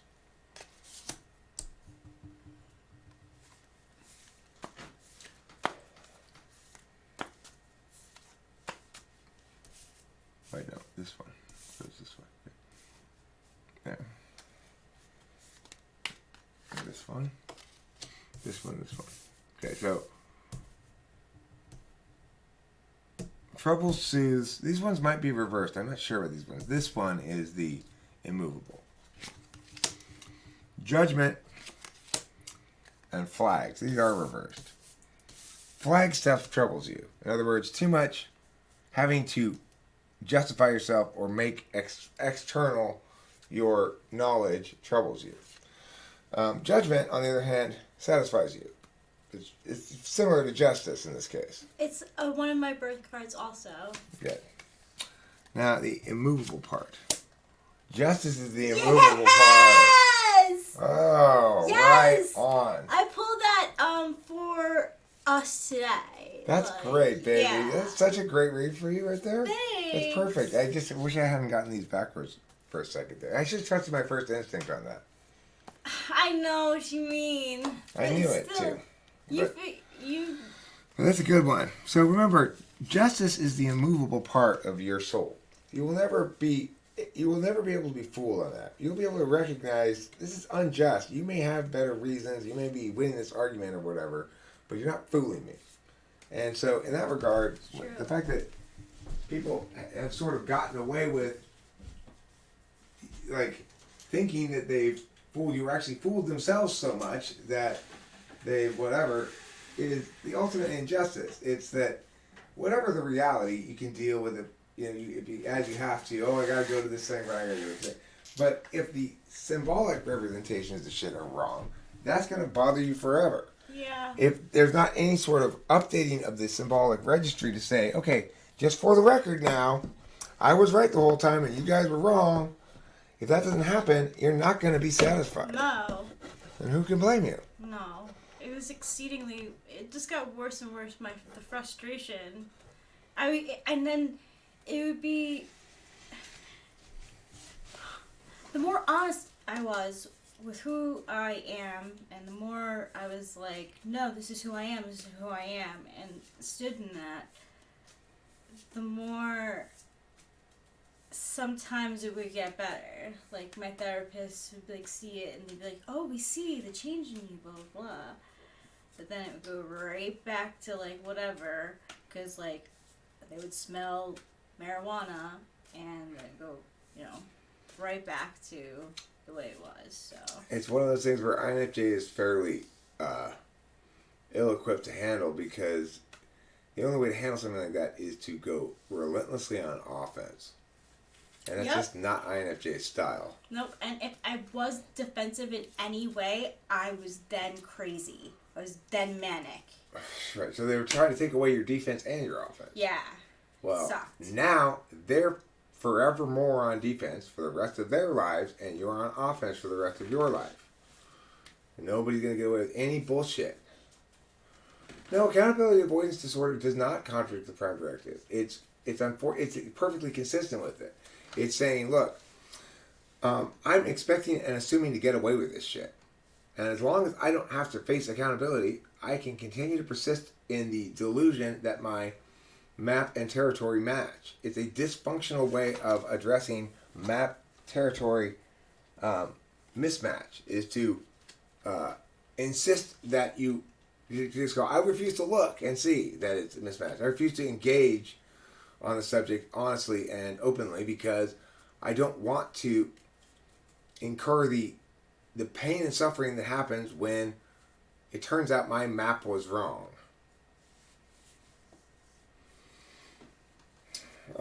So accountability avoidance disorder is a kind of virus on a computer, so to speak, that prevents it from growing ultimately, and it's like an overactive immune system response to the prime directive, trying so hard to obey the prime directive that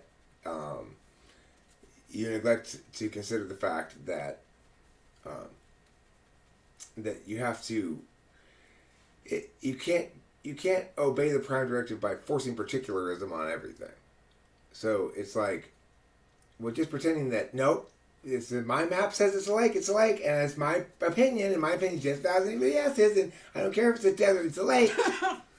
You can't just do that and expect that to work out for you. So there's a personal cost you pay. The people who really pay the cost for accountability avoidance syndrome are the people who have it, because they have to run and they have to worry. I'm not worried about getting a call from somebody who's going to be calling me out on some bullshit, but they are, and they're desperate to avoid receiving that call. That's the firmest evidence of the prime directive. How desperate they are to avoid receiving it. Why? What's the big deal? They have to admit they were wrong. Well, because they got a lot of shit built up on top of that, right? There are a lot of justifications, a lot of stuff that if they didn't have that argument behind them giving it some legitimacy to their bullshit would be too obviously bullshit. They'd take a full accounting. The longer you avoid taking accounting of your map, the more you have to scrap it and go back and start rebuilding the map from way back when, because you've not been updating it all the way along. Yeah. And so it's a huge prime directive violation for them to actually be accountable at a certain point. It gets worse and worse and worse. It's just like my email avoidance syndrome. When I'm playing email avoidance, there's probably nothing in my email. Almost never is. It's not like I'm avoiding anything in particular. The avoidance is itself. It's like I'm avoiding my email because I've been avoiding my email, so I don't want to look at it, because the longer I avoid it, the more likely it is to be worthy of avoiding. I'm making progress. So yeah, we are making progress. We are. We're doing good. I'm very happy with it. I'd like to do more tomorrow, if that's okay. I'd love that. Cool, and the thing is, what it empowers me to do is this. There's been plenty of occasions when I'm about to ask you to check my email, and I'm sitting in front of the computer, and I go, Eric, come on now. And I just open up my email and check it myself. I look for the thing myself that I'm looking for. Okay. So that's a powerful motivator for me to actually check my own email. It forces me to look at the ridiculousness of it. I'm sitting in front of my computer with a tab open and it says Gmail right there. There's nothing to fear in my email at all. And I'm going to ask Rachel to check my email for me on her phone? That's stupid. I'm not going to do that. That's bad FE. I mean, I really don't mind. I'm sure you don't, but it's like indefensible, right? It violates my own TI nature. I'm not going to be able to win that argument if I'm trying to justify why I'm asking you to do that when I'm sitting in front of the computer. I'm not going to win that argument. So even though you wouldn't make that argument, I'm not. I feel like I'm better at it though. Like it's literally a pleasure. Like it's like I do it for me. Thanks, baby. Too. You're welcome. I like the trust building aspect of it because at least you don't have to ask. Any girls emailed you or hit on you or you like? No, and if something does, I can always talk to you about it too. No, Eric's been incredible. Like yesterday, you were just like, look through this, look through my phone, look through my computer, look through everything. Like, I don't care. And I love that because that's the way that I am. Like, I have nothing to hide. So, like, just use my stuff and whatever. Like, and that's a big trust thing. So I appreciate you saying that.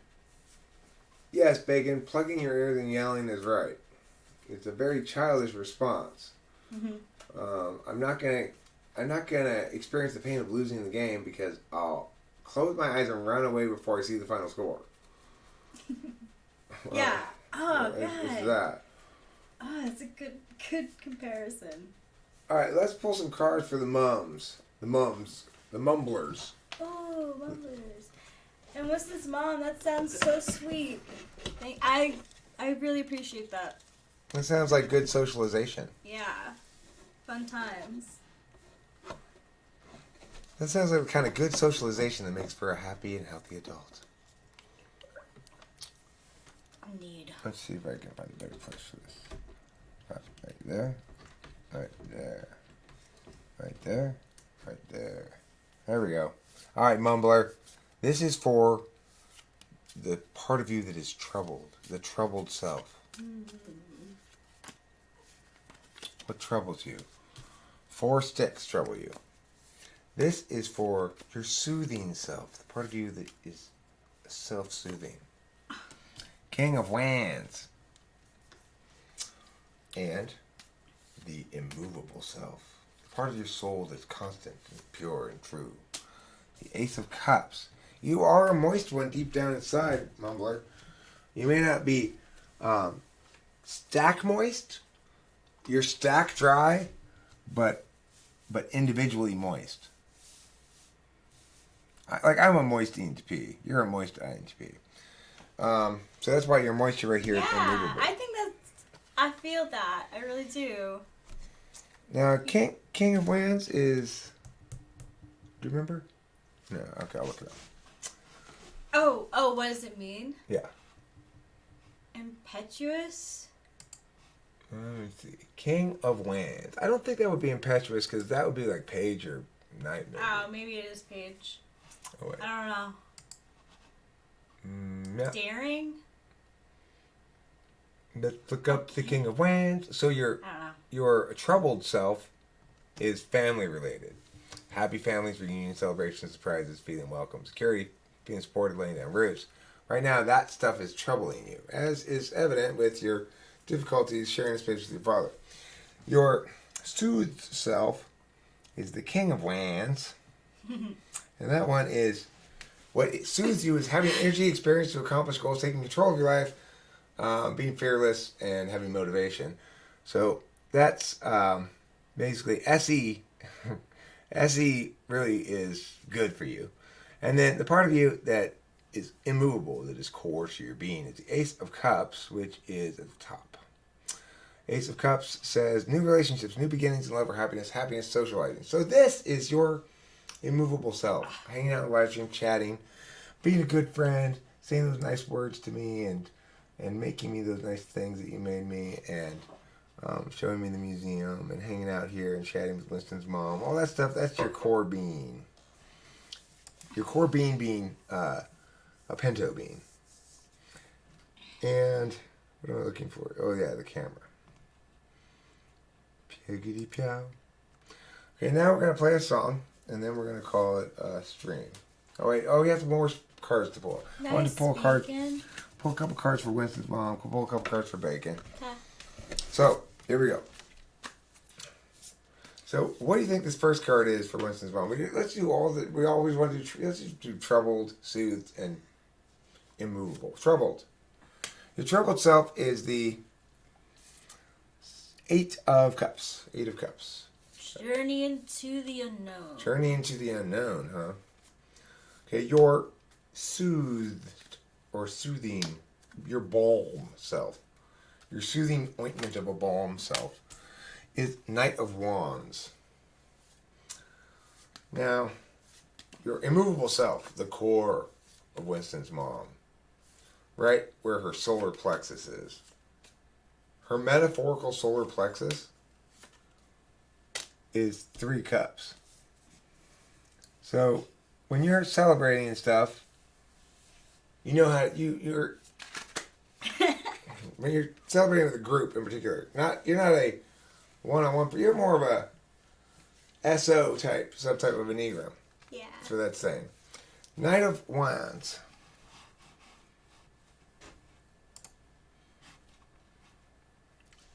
So look that one up.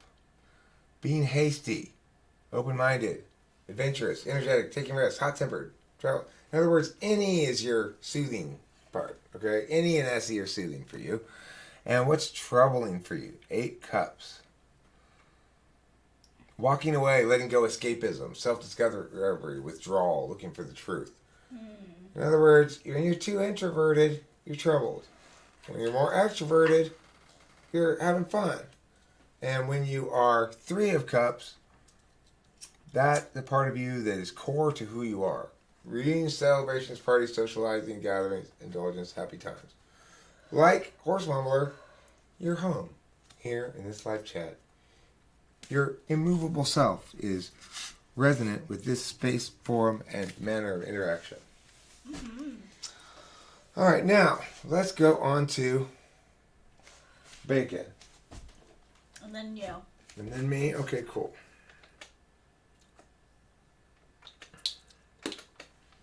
Okay. Is Bacon still here? Yes. Bacon. This is your troubled self.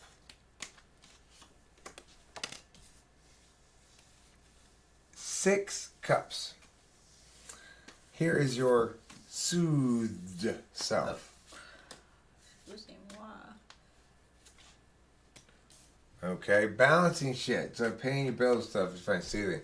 Here's your immovable self is 8 cups. So, okay, let me look here at 6 cups. 6 cups. Children, nostalgia, past influences, homesickness, youthfulness, creativity, family. That's your troubled self. So perhaps you're dealing with past stuff that you're processing, or you find your family life troubling in some fashion, possibly. But more likely, you're dealing with past stuff that still needs to be processed. Now, your soothed self is when you handle your shit, pay your bills, and do your do the stuff you're supposed to do. You take care of business that's like chores and stuff, you know. And then the immovable part of the self, that one is the 8 cups. Walking away, letting go, escapism, self-discovery, withdrawal, looking for the truth. So this is interesting because it's like the extroverts, as an extrovert, you've got this immovable self that's an introverted part of you. Mm-hmm. And you've got a soothing self that's an extroverted thing, or an interface function, basically. Handling shit is making your SE work for your SI, basically. And then your troubled self is the family stuff. So it's like group is troubling, self-preservation is soothing, and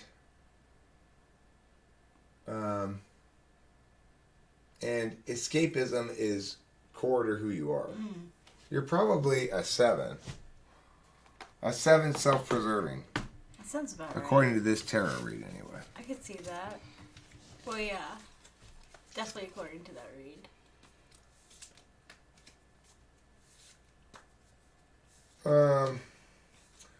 Okay, next we have me. I think that's probably all the people who are here. If there's anybody else who's here or I haven't mentioned who would like a reading, let me know. Oh, right, it's this one. Let me just go like this. Okay. Now this. Alright, here we go. So, for me, this is my troubled self.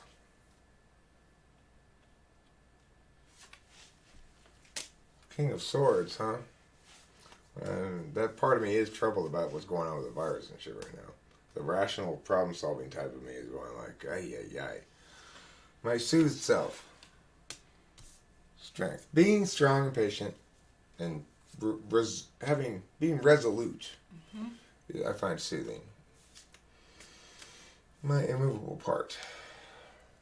Wait, this is about you? Yeah. Oh, yeah, this is so... You have the you love that symbol. Huh. The infinity. Oh my god! You've got to be fucking kidding me! That's my immovable part. No fucking way. You hate that card. Not in this context. I'm glad. Because it tells me what I already know about myself, which is, you know, I'm good in a storm. Yeah, you are. I don't worry about this shit going down. It's like I can handle it. Occasionally it'll trouble me, but being bipolar helps with this, you know? Tower card. No, I like that. Like, you like it. Like, because obviously, like, number 16, like that has to do with my birthday. Like I feel like tied to that card too. I mean, it seems very sensible to me. It's like it's right so now, you. right now, the King of Swords part of Eric is troubled by what's going on in the world, and it's the cards are represented by that card too. Like, well, look, what soothes me? I'm the lion, and I'm hanging out with Rachel. Yeah, that's soothing. It has been, and knowing that I'm operating from fundamentally a position of strength in life, so to speak. Yeah, and also that it's important that I give myself time and patience to let my intuition do its thing, which I haven't always heretofore. You've empowered my intuition a lot, my introvert intuition. So that I like that card there a lot. It is very soothing to me. I like that card for you a lot as well. I think I now link this card as of this moment to NI in a way that I didn't before. Ooh. So this is an interesting card with these various elements. This is one of the most like image archetypally rich cards. It's got a lot of shit going on there. It's beautiful. And then, everybody else freaks out about shit. It'll be fine. We'll figure it out. It's my basic attitude. The only kind of time when Tower really gets to me is if it's war of attrition. So in other words, if I can't resolve anything because the person is fighting against resolving. In other words, I don't mind Tower moments at all, provided these guys don't want to. These guys who are falling out of the tower here, that they'd like to find a solution that causes them to stop falling through flames for right now. Okay, if they're trying to make it such that they continue falling forever, like no, we want to maintain this state of fire and smoke and falling out of the windows and lightning. We don't want to resolve this state. We want to maintain it. If that's the case, then I'm out of there. I'm gone because I can't handle this as a way of being. I'm immovable by that as well. If you like this and they're seeking this with me and seeking to create or maintain this, then that's not going to do. I'm just not going to have that. I put up with it for as long as I could with Kimberly. She's a perfect example of somebody who was trying to keep the thing on fire and the lightning happening. Yeah. And I was just like, fuck no. And she's having you build it over and over again, too. Build a tower up. Why? So I can make lightning happen and make you fall out of the window. Pretty much. That sounds like a little fable from a country somewhere in Europe. Yeah. So let's see what we're going to play. Oh, that's right. I had a song I wanted to play as a cover. I'm going to look at the chords for it. I have to pee. All right, sure, you go pee.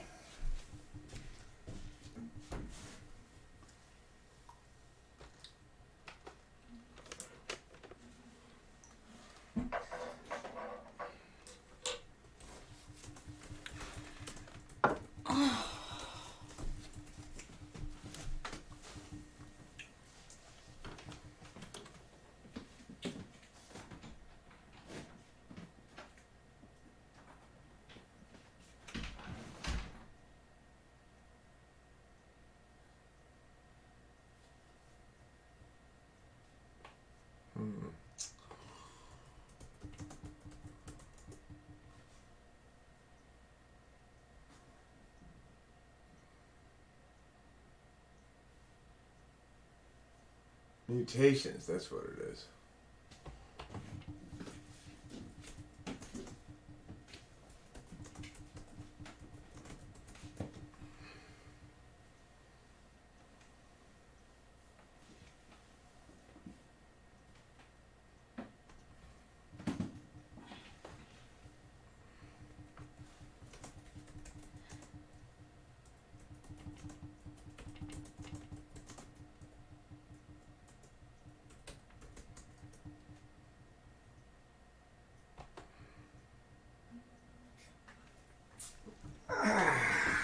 Let's see.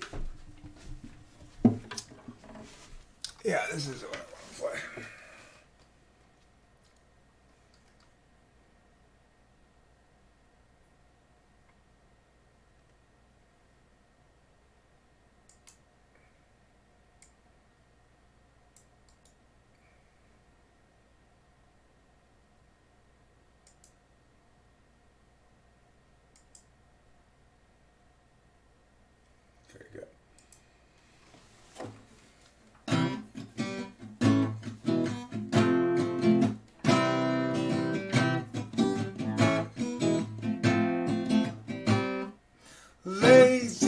flies all hovering above the magistrate. He lazy flies all hovering above the magistrate. He puts on his gloves and looks to the clouds, all pink and disheveled. There must be some blueprint, some creed of the devil, inscribed in our mind, inscribed in our minds. Okay, I got it now. Okay, from the top. Here we go. Lazy flies all hovering above the magistrate. He puts on his gloves and he looks to the clouds, all pink and disheveled. There must be some blueprint, some creed of the devil, inscribed in our mind. Hideous jam, pernicious sinner, vanity of slave. Who wants to be there to sweep the debris?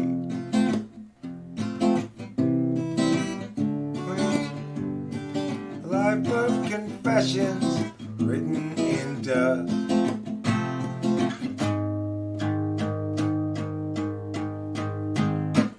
Out in the mangroves, the many birds cry. In the shadows of sulfur, the travelers drift by. They're chewing dry rot in a house of disrepute. The dust of opiates and syphilis patients on brochure vacations. Fear has a glare, it traps you like searchlights. The Puritans stare, their souls are fluorescent. Skin of a robot vibrates with pleasure. Nitrons and gigolos corrodes the parlor. Their hand grenade eyes I'm blind. Lazy flies all hovering above. That's a Beck song. His best album is Mutations, as far as I'm concerned. And he's got a lot of great songs on that album that are really well-written songs, including that one is a really good song. Or Cold Brains is another really good one. You know, his most popular stuff are his least well-written songs, it seems like. It's weird. I mean, some of the shit's is nevertheless good, even though it's not well-written songs. But, this album is full of great songs. When did it come out? I'm not sure. Let me see. I don't know that song. I didn't know that song. It's, 98. Oh. What was the name of the songs? Say again? Never mind.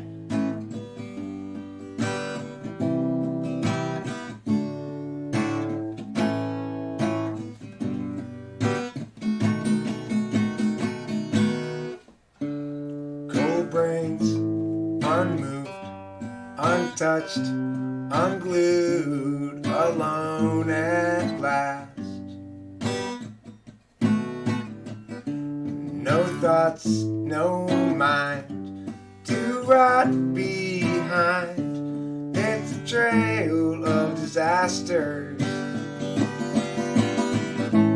a final curse, abandoned hearse. We ride this sound, corroded to the bone.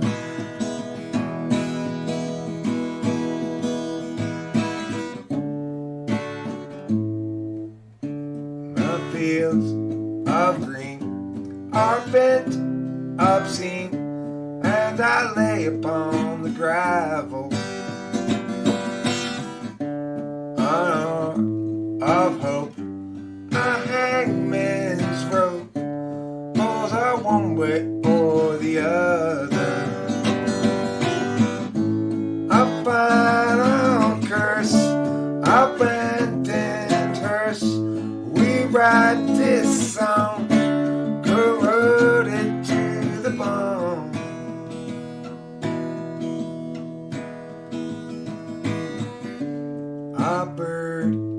love song is heard no longer in the evacuated heaven.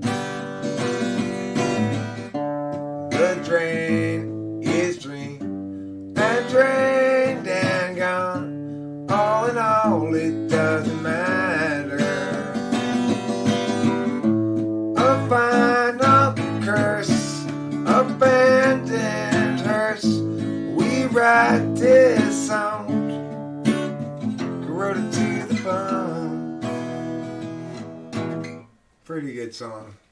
Pretty good. That sounded good. Thanks. Yeah, he's got some great songs on this album. I don't know. I don't think I know that album. I have to check it out. Let me see. Bottle of Blues might be a good one.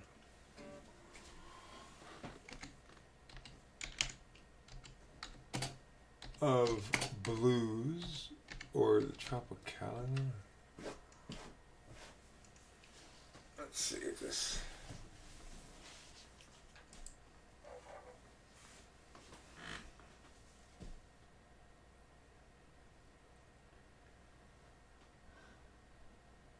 Let me try this other one instead. Tropicalia.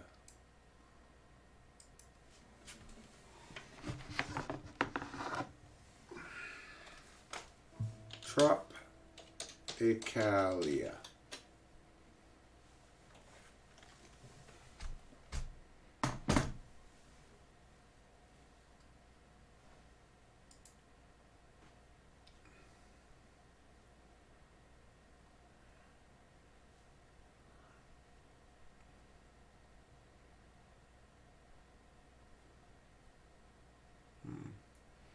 I don't know how this. I need to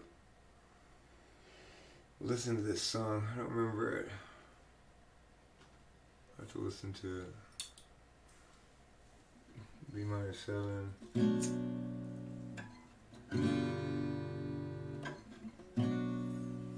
Oh, I remember.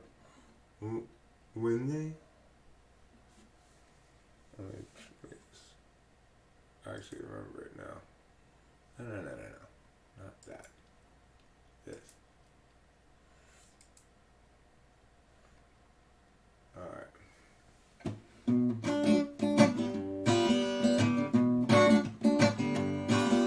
They beat on a broken guitar and on the streets they become tropical charms. The embassies lie in hideous shards while the tourists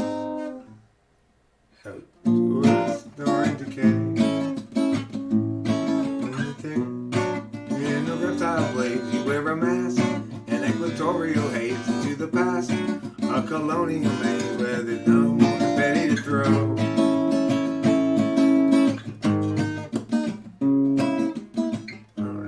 I can't remember that part. Yeah, I don't remember this song well enough. Anyway, that's a good album. And what's the biggest song from there? Like that was anything on the radio? I don't know. Maybe. Let me see. Nobody's Fault But My Own. I think maybe probably Cold Brains was the most popular one from that album. Okay. Which is the first one I played, but yeah. I don't think I ever heard it though. I never. It's new to me.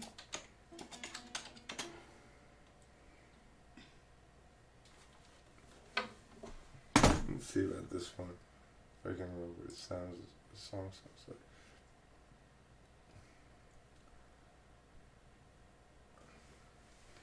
What's a D5? 3.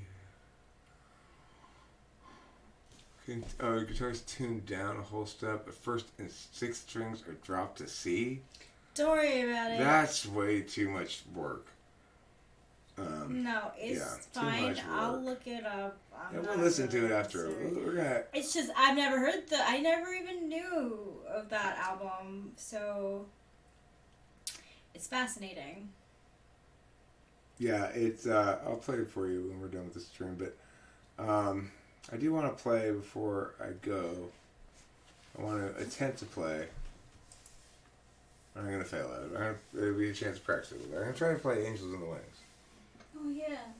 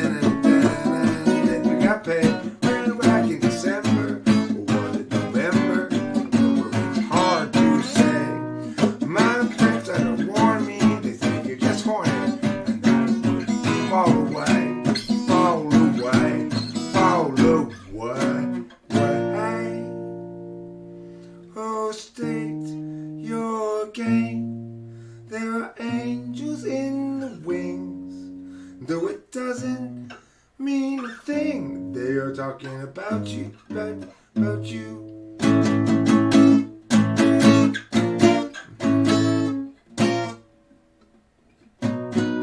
Stay your game.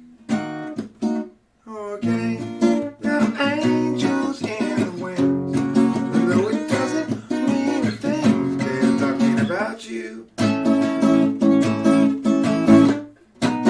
Stay your game. Stay your game. There ain't angels in the wind. Something like that. I'm working on it. Anyway, sorry for all the fucking around on the guitar tonight, but you know, I like to play some things that I don't really know how to play yet sometimes. You did good. It sounded just like it. Thanks. Yeah. Well, when I play it properly, I won't make a bunch of mistakes. Well, it's your first time, no? I'm working on it. I've been working on it for a couple of days now, but that's good. You sound. it's coming together. Yeah. Coming together. And the very last thing I'm going to play for in this live stream is the song that Rachel and I are working on today. I'm going to play some of this, starting from about here.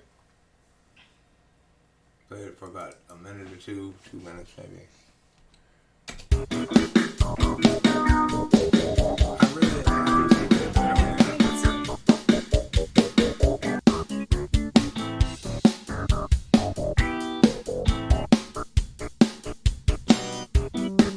What she sucked, 'cause she sucked it a lot, and she did find her eye.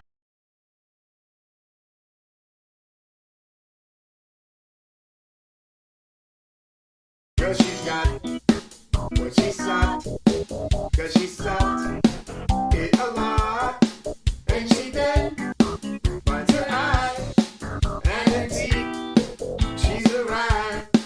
Cause she's got what she sucked, 'cause she sucked it a lot, and she did find her eye, and indeed she's a rhyme.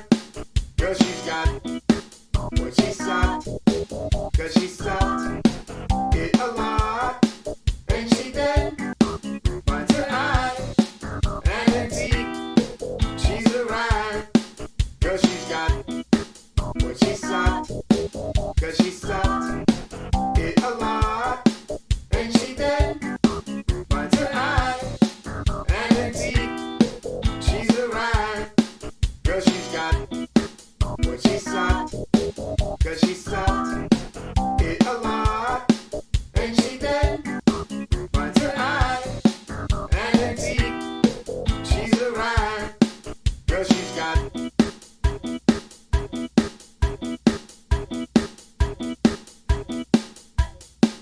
what she sucked, 'cause she sucked it a lot, and she did find her eye, and indeed she's a rhyme.